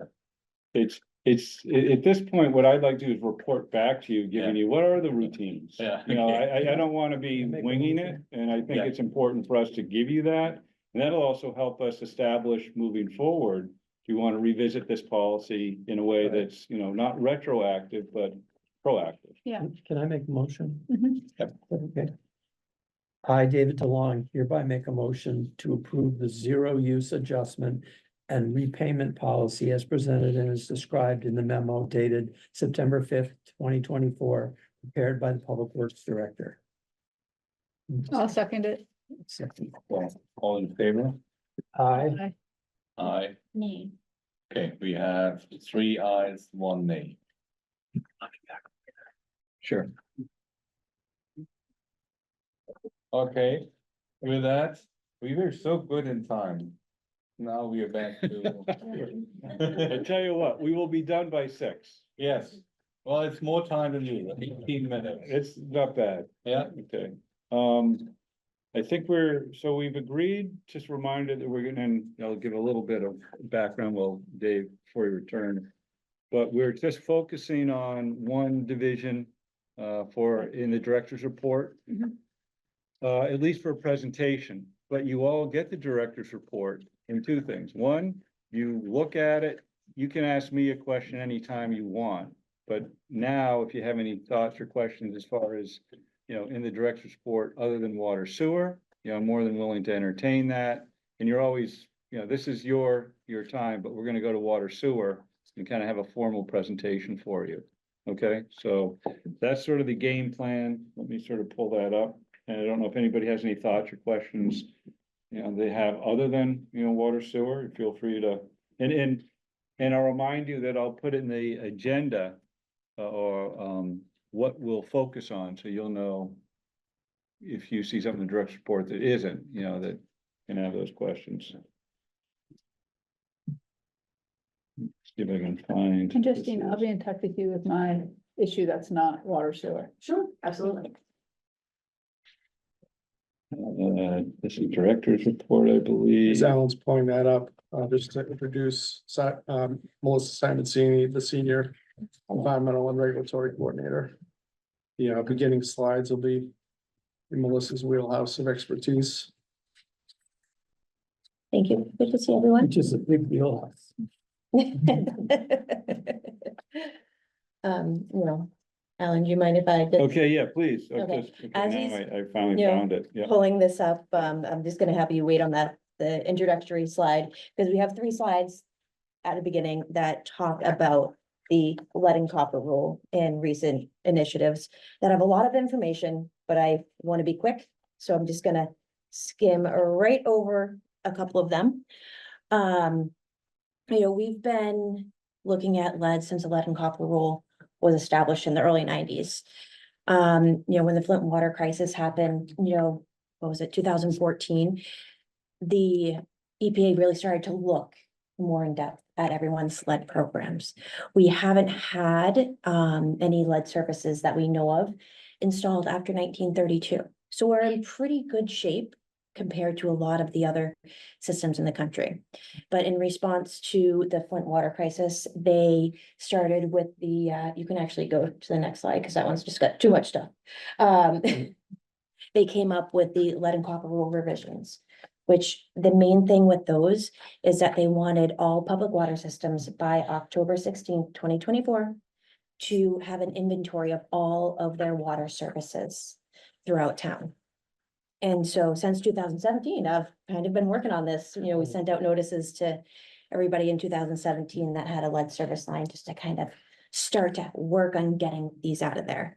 So the big things to know is that, you know, by October 16th, we'll be submitting this inventory to DEP. And then 30 days later, we have to provide notice to everybody either, and you can just kind of flip through. And even go right past that one to the next one. Boom, and you want to make it bigger? If possible. Perfect. We will have to be providing outreach to everyone with either a known lead service line. About the risks, what they can do about it, and what we're gonna help them, how we're gonna help them manage this lead service line. We also have to provide outreach to individuals that have a galvanized service. Essentially, there's lead in galvanized services. I had one in my own home when I initially moved in, and I had a lot of lead in my water. So those we just essentially, in my eyes, they're lead. We're gonna work with everybody to get them out. And then we also have to provide notice to anyone with an unknown material water service. Like I said, there, you know, we don't have any records of them being installed after 1932. So internally, I kind of use the cutoff date of a 1940. Before 1940, high likelihood if it's unknown that it could be lead. Between 1940 and 1986, or 1986, they banned lead services from being installed. We don't have any record. I've dug far and wide, town archivist, everything I can. We cannot find records of lead officially being banned for the use in water services in 86. So we have to provide big scary notice to people saying that you may have a lead service, but it's unlikely. So, and we have an initial 30-day notice, then we have an annual notice. And then we get the fun thing of saying, anytime there's a change of account, we have to provide people with any of those categories notice. We will have lots of information on our webpage. And there will be an online map that people can use. And we're working with our consultant to put the final touches and review all the information ahead of the dissemination in somewhere between October 16th and November 16th. So we're busy there.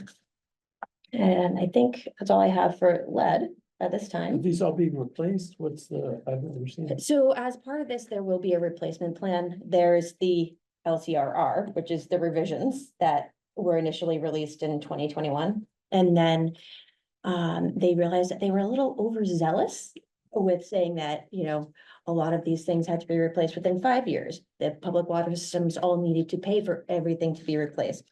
So there is draft regulations that came out at the end of 2023 that are supposed to be finalized within the next month before the October 16th deadline, which pushed that out to 10 years. So there will be, you know, we are working on a formal replacement plan, looking at funding initiatives. We have a plan to do most of the replacement in-house to offset the costs.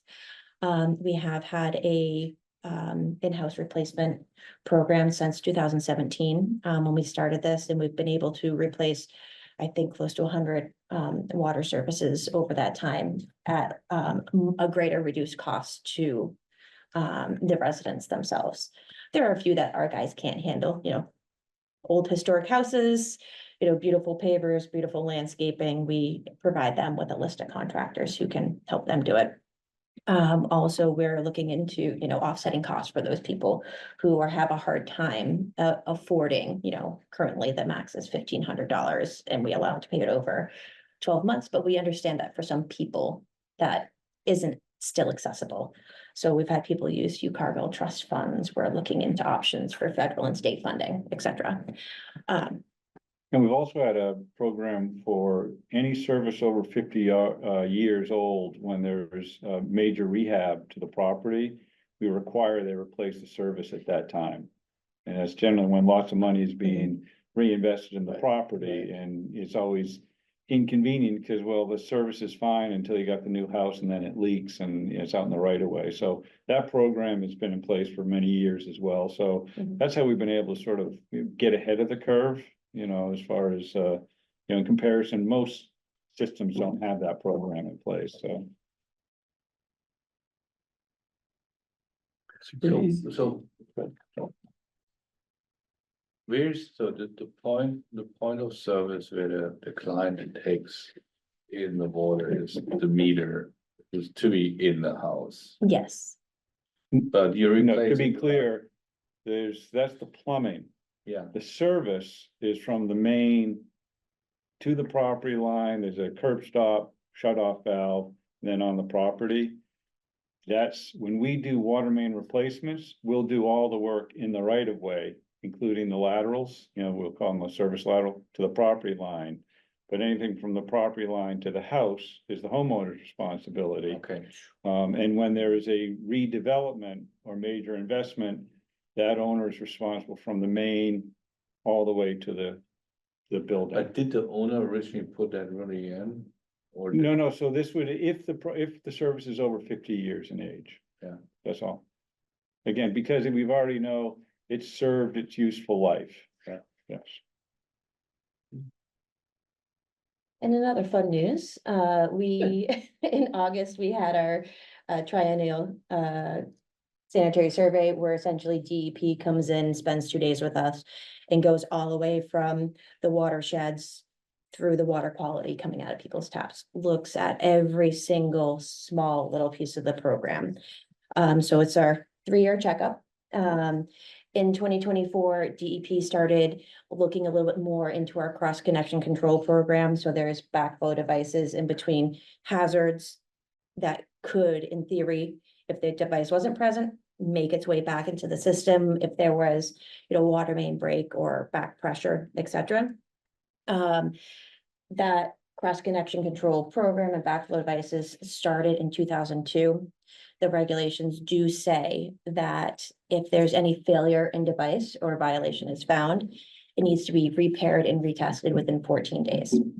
In 2024, they started enforcing that at all different public water systems.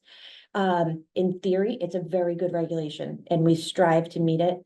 But if you can imagine, getting a plumber in to do anything within 14 days and then getting it retested. Some of these devices are, half an inch and they're $300. Some of them are 8-inch devices that cost $20,000 just for the device itself. Let's say if it's on a fire system. So there's a lot of hurdles in there to getting them done. While we haven't got our final report, we do anticipate to get flagged for that 14-day notice. So that'll just require a corrective action plan, which is like, what are we doing to get it taken care of? And then a little note in our CCR. But that's not just us, all public water systems, unfortunately. And then bromate, we got 1 sample this summer when we were in operation. It was low. In theory, our average is 9.8, which is 0.2 below the 10. So in theory, no notice is required this fall or before we operate in the spring. Tricky little bugger, the limit's 10. If you round up, 10. We have a 0.2 significant figure thing that we have to have with the discussion once the compliance period is over, which will be at the end of this month, if we're gonna have to put out this notice. Most likely not, but we might have to. So just so you're aware, we're in good shape, but we might have to put out a notice anyways. And if you put out that notice, what does it mean? It means there's like an 8.5 by 11 sheet that is mass mailed to all postal patrons within Concord, because it's the easiest way to get it out. Monetarily, it means about $5,000. No, Between- what does it mean to me as a customer? How worried should I be? Should I be taking? Not extra worried at Xanax- all. Extra Xanax? No. No. This is a conversation I can definitely have with you because it's a involved process, but essentially bromate is a disinfection byproduct of just making sure the water doesn't have bacteria. These byproducts are long-term exposure concerns, like 10 years lifetime exposure. NAGOG, we're only using it in the summer, and this is only the water coming from NAGOG. Oh. So in reality, you're only getting about 4. Dave, this is more of a regulatory sort of dilemma than a Yes. public health issue. And we've even tried to communicate that to people because we can safely say it's not a health issue. The regulators say, use our language. Don't try and, improvise. So it's just it's Mhm. more bureaucracy than anything. But, we've been wrestling with bromate at NAGOG for a few years now, and we've gotten very little feedback. When they go to the frequently asked questions, people, I think, they realize, okay, not that big a deal. But it's watered down, that's what you're saying, in the system. Diluted, yes. Yeah, so, but if And you not just have year-round, one, too. if you just have one sample in the year Mhm. of 7.4, how can the running annual average be higher than a one sample? Yes, this is a factor of the regulations for calculating bromate and disinfection byproducts specifically aren't written to handle a seasonally operated supply, especially one that's blended Yeah. with other things. And initially when we got this, It's bad regulations, is Yeah. what it is. Yeah. but DEP They and don't EPA fit our can't do system. anything because of how it's written. And we, So there's some complicated math behind it, it's, It's not complicated, it's simple, but it's not. So what is the other data point that is missing? Something. Other data from other From past. quarters in past years have to be It used. was not online for. Exactly. you're speaking like a normal person, not a regulator. Yeah. Now, we've had this Unfortunately. conversation, Sven, and we've ratcheted up because the implication is important. We know public notice matters.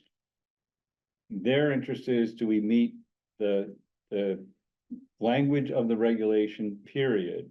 And because it didn't contemplate the way we operate, that's our problem, not theirs. So that next year, assuming next year we would be again, let's say 7.4. Then the running annual average starts to go down, I assume. Yes, And what is the reason why it went so down? Was it the new liner or what's? it's a little bit of being able to optimize our treatment. Yeah. To dial in the ozone dose a little bit Okay. more. It's also due to the fact that, we were only in operation in July, and typically the bromate concentrations creep up a little bit more as the water temperature creeps up. Okay, So okay. that's a little bit of that. All right. Thank you. Quickly, this is presenting our next water infrastructure project. Again, this is the second project we've undertaken since I have come on board. The first one was the Butternut neighborhood in 2022. We partnered together with engineering and the roads program. Again, like Butternut, this is another situation where we have 8-inch diameter transite water main. So it's a larger neighborhood than Butternut was, so we're splitting it into 2 phases of project. And the first phase is actually out to bid, and bids will be received tomorrow morning. This is Monument Street to the left, and that's the Concord River to the right, and Carlisle is to the top, so this is in the northeast corner of town. Monument is highlighted orange here, so we've got interconnections to the water main that runs in Monument. The yellow highlight is what's the phase 1 project area, so that's Turning Mill up top. Silver Hill wraps around up to meeting with Turning Mill, and then Crestbrook is the cul-de-sac down to the lower portion. We've got approximately 3,600 feet of water main in this area. Phase 2 will be the blue shaded continuation of Silver Hill, and that's approximately 18 or 1,900 linear feet of water main. This will be also incorporating some drainage improvements in addition to water main and paving work. There's been some recent historical problems or challenges with drainage, especially on Turning Mill, and this project should provide great relief on that. Next slide. This slide is speaking back to NAGOG water treatment facility and our PFAS initiatives, and interrelated to some of what Melissa was talking about with bromate. annually, the DEP solicits applications for the SRF program. So the initial application is called a project evaluation form, and we got that application in for the NAGOG project again. This time when we submitted it, unlike 2 years ago when we submitted it, this time we incorporated PFAS treatment into it, whereas before it was PFAS capable or PFAS ready to incorporate those provisions. We also incorporated budget into this application for water main work that's in Route 2A. Because the site of, the current proposed site for the treatment facility is on the CMLP property close to the Rotary on Elm Street.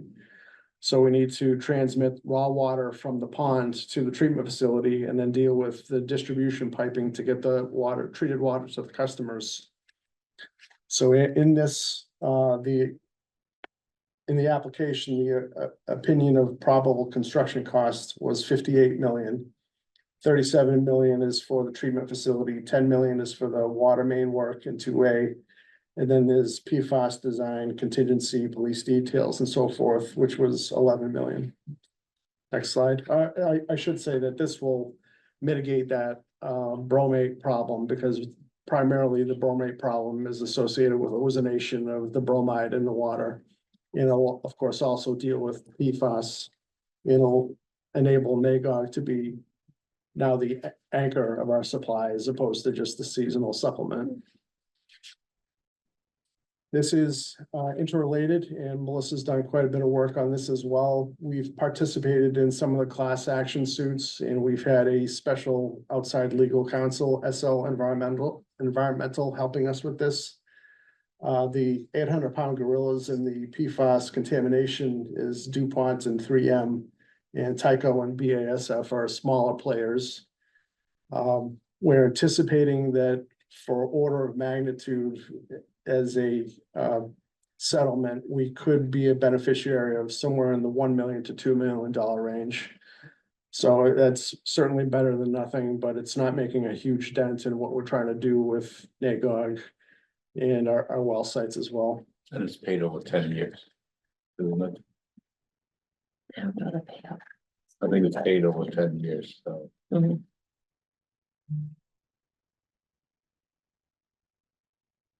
This is getting over to the wastewater side of the house. To the left of the screen is just a screenshot of our CWMP that was performed in the early 2000s. We've re-engaged with Weston and Sampson. It's one of our preferred consultants in a number of different areas. They've done quite a bit for us on the wastewater side. So we've contracted with them for engineering support services on wastewater capacity and also updating the CWMP. As a part of that services that they're providing for us, they're helping us with the evaluation of the MCI Concord wastewater treatment facility, and that's on the right-hand side of the slide. In that right-hand picture to the north would be Elm Street Route 2 in the Rotary. To the left of that picture is the prison impoundment proper, inside the wall. And then what's highlighted in yellow would be the grounds that would encompass the wastewater treatment facility. To the bottom of that yellow highlight is filtration beds. When the plant was first built, it was built to infiltrate the treated effluent water, and that's kind of common for a plant of this scale. But they ended up getting a permit, a NIPDES permit, which regulates how we operate the Concord plant with a surface water discharge. So they've got a surface water discharge allowing them up to 310,000 gallons per day treated effluent discharge to the Aspet River. In the initial assessment that we're still reviewing this and working with Weston and Sampson, their preliminary planning level estimate to upgrade this facility to a 20-year life expectancy. There hasn't been a lot of investment into this plant through the years, just the way that the state kind of runs things. We're looking at a phased investment of upwards of 26 million. Next slide. It doesn't have to be tertiary though, like the other one though. I mean, the one that's out there that goes into, Technically, there is tertiary treatment. at MCI? Technically, there is. So tertiary means an extra phase of treatment that's beyond secondary treatment. Right. So that's an activated sludge plant. So it's got aeration tanks followed by settling tanks. And then it goes through filtration. A sand filter is what they currently have. So that's tertiary treatment. It's different from what we have over at the Concord plant, which is more of what you think of as tertiary treatment. We're polishing treatment with phosphorus removal from COMAG. Mhm. Answer the question? No, I didn't know this one was also tertiary, or classified tertiary. I thought it was secondary. Right. So this is back to our plant, the town's plant. Right. And what's highlighted is a capital improvement project that's been on the books for a while. And we were able to put this project out to bid in the spring, in April. We ended up awarding the contract, and I'm sorry, the contract is the roof replacement for that tertiary wing of the process building that you just referenced. So we have UV disinfection in this building. We've got the COMAG in this building and some other smaller processes. But there's been problems with the roof, and that can lead to bigger problems if, you know, the roof is leaking, and it can really exacerbate things. So we ended up putting the contract out to bid. The contract was awarded in May. The contractor is Greenwood Industries.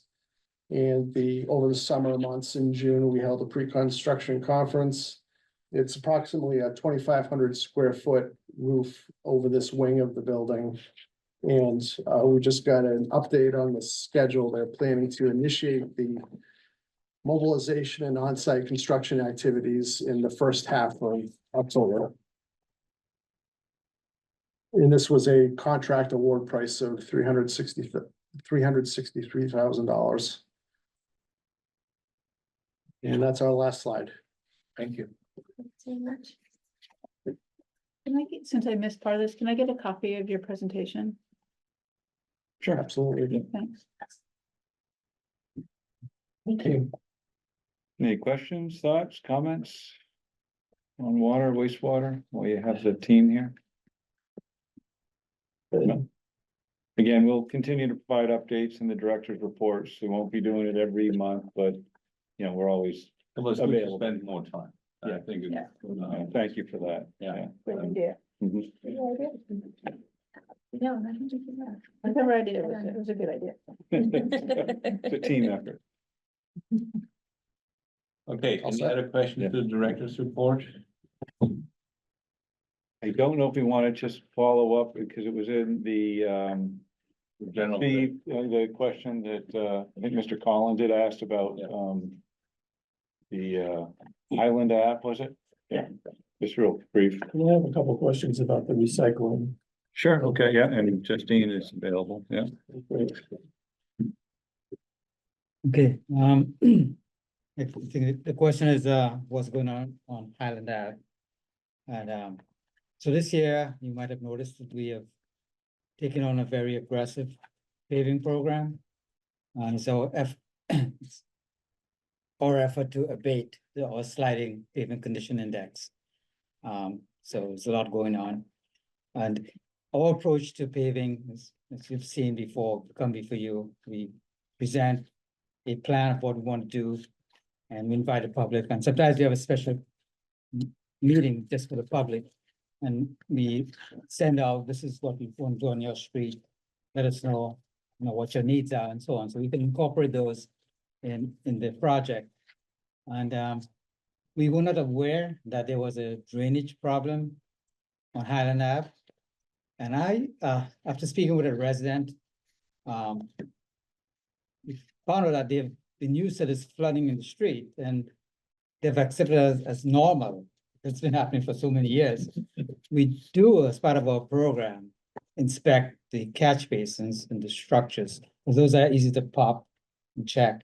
And so we get those, and so if they need any repairs, we try to do those before, but we don't have the resources like we discussed in our stormwater utility to look at the pipes until we get the funding and so on. We set up a program to do so. So we weren't aware of the condition of the drainage pipe.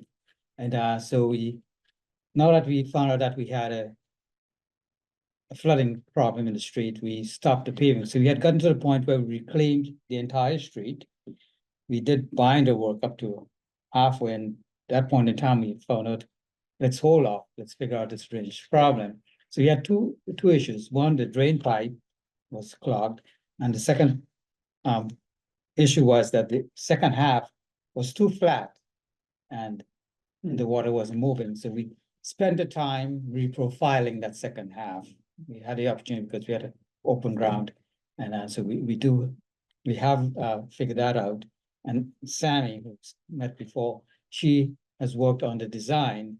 And it turns out the pipe itself, when it was installed many years ago, they went under some cross-lateral, some services. So the pipe actually has a sag. And that collected debris and roots started to grow in there and it wasn't functioning. And that's why you had the flooding in the street. And so we've just figured out what we want to do. We're getting a price from the contractor to do that drain replacement. We have to dig it up and replace the pipe, figure out how to get around those utilities and so on, a couple of which will have to be relocated. And it doesn't seem that impossible to do that. But we will, before we even get to the drainage work, we now can complete the binder paving of the second half, which a lot of people are wondering what's going on there.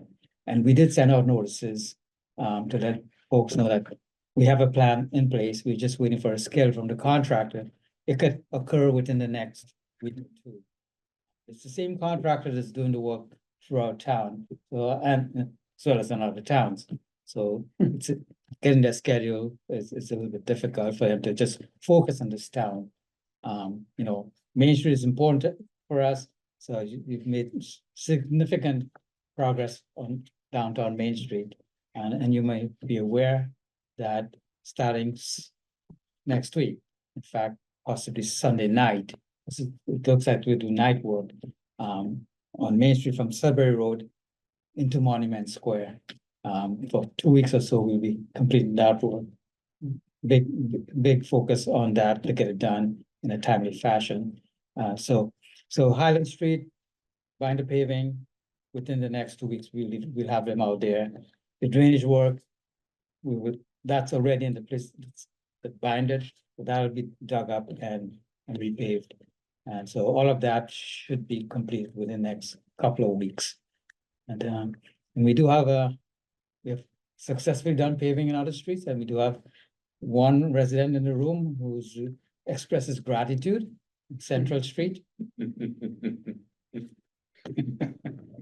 a whole singer. Oh, yeah. He forgot. Yeah, he thanked us. Who's behind those Foster grants? I live on Main Street and I appreciate it. Yeah. I'm just waiting. You haven't finished our driveway. We got a bump. That'll be done. It's not done yet. We'll get to that. I know. All right, so that's it. Yeah, thank you. Let me just ask two quick, this can be a minute and a half. Sure. Christine on One solid is, waste. and maybe this is on the FAQ Sure. section of what's gonna happen with the new trash program? What are people doing with their old trash barrels and recycling bins? Mhm. To get them, what am I gonna do with those? So, and that is in the FAQs and we do have it on the website. I will absolutely encourage everybody to check the website on a regular basis because as more questions arise, we're trying to make the website better and better. Okay. But what will happen is once people have stopped, don't need them anymore. Yeah. We encourage people to use them in the recycle bins if they're clean, if they're good. They are pretty handy. But if not, they could, starting in October and November, they'll be able to bring them to the compost site during compost site hours. And we will have a roll off there where the plastic will be recycled. And that can be for plastic trash bins or the recycle bins. If In people, October. yep, October and November. Okay. And then, as far as if people don't want to bring them to the compost site, if they don't, so as far as their trash cans go, trash barrels, if they don't want to bring them to the compost site and they don't mind if it is disposed of as opposed to recycled, Waste Management will pick them up I think the last 2 weeks of October. So it's the first week that they're gonna be running that, which is the week of October 21st is when everybody's gonna put out their new barrels, their new carts. So they can take them away then or the following week. And people will get notification about that too. So yes, we can put additional information out among of that as well. Yeah. So, and that is on the website and we do actually, and we have gotten that question several times. So we do talk to residents that call in about that. Right, and the other question I get in a neighborhood of 100 homes on a list is, how do we get smaller recycling or trash totes? Can we? Yep, so smaller trash toters are not something that we'll be able to provide. Okay, 35 gallons is pretty much the limit for an automated program. Even 35 gallons is tricky for the claw that is gonna be so when the program starts in October, we're not gonna see the new truck because that has to be ordered. So what they'll be using is the current recycling truck, because a recycling truck is a split body truck. So instead of picking up commingled and paper recycling in the split body, they're gonna be doing trash and recycling in one truck. Once the actual truck comes that actually does have the automatic claws on it, it's harder for it's harder for that to maneuver even a 35 gallon cart. So we really can't go any smaller than that for the automated program. As far as the recycling goes, what we encourage everybody to do is to come try. We want everybody to take receipt of their 96 gallon recycle toter and their 35 gallon trash toter. And then once everything has been deployed, if they still feel like the 96 gallon is too big, we will swap them out for a 64 gallon. And we do have that on the website and we are telling people that if they call as well. And once that is available, once everything's deployed, we'll send that out again, so people can have the option to do that. okay. Great. Thank you. What about a question we got earlier from Mr. Collins? About the, so I think his question was, is there a program for people who only put out, or I think it was more of a comment of it might encourage more trash? Yeah. More solid waste. I understand it. Running this program the way we're running it, we really can't pick and choose what, people don't have to put out their cart, but we do have to roll the cost of a weekly disposal into the cost of the toter. And I think Aaron wants to. Yeah, please, come on up, Aaron. Yeah.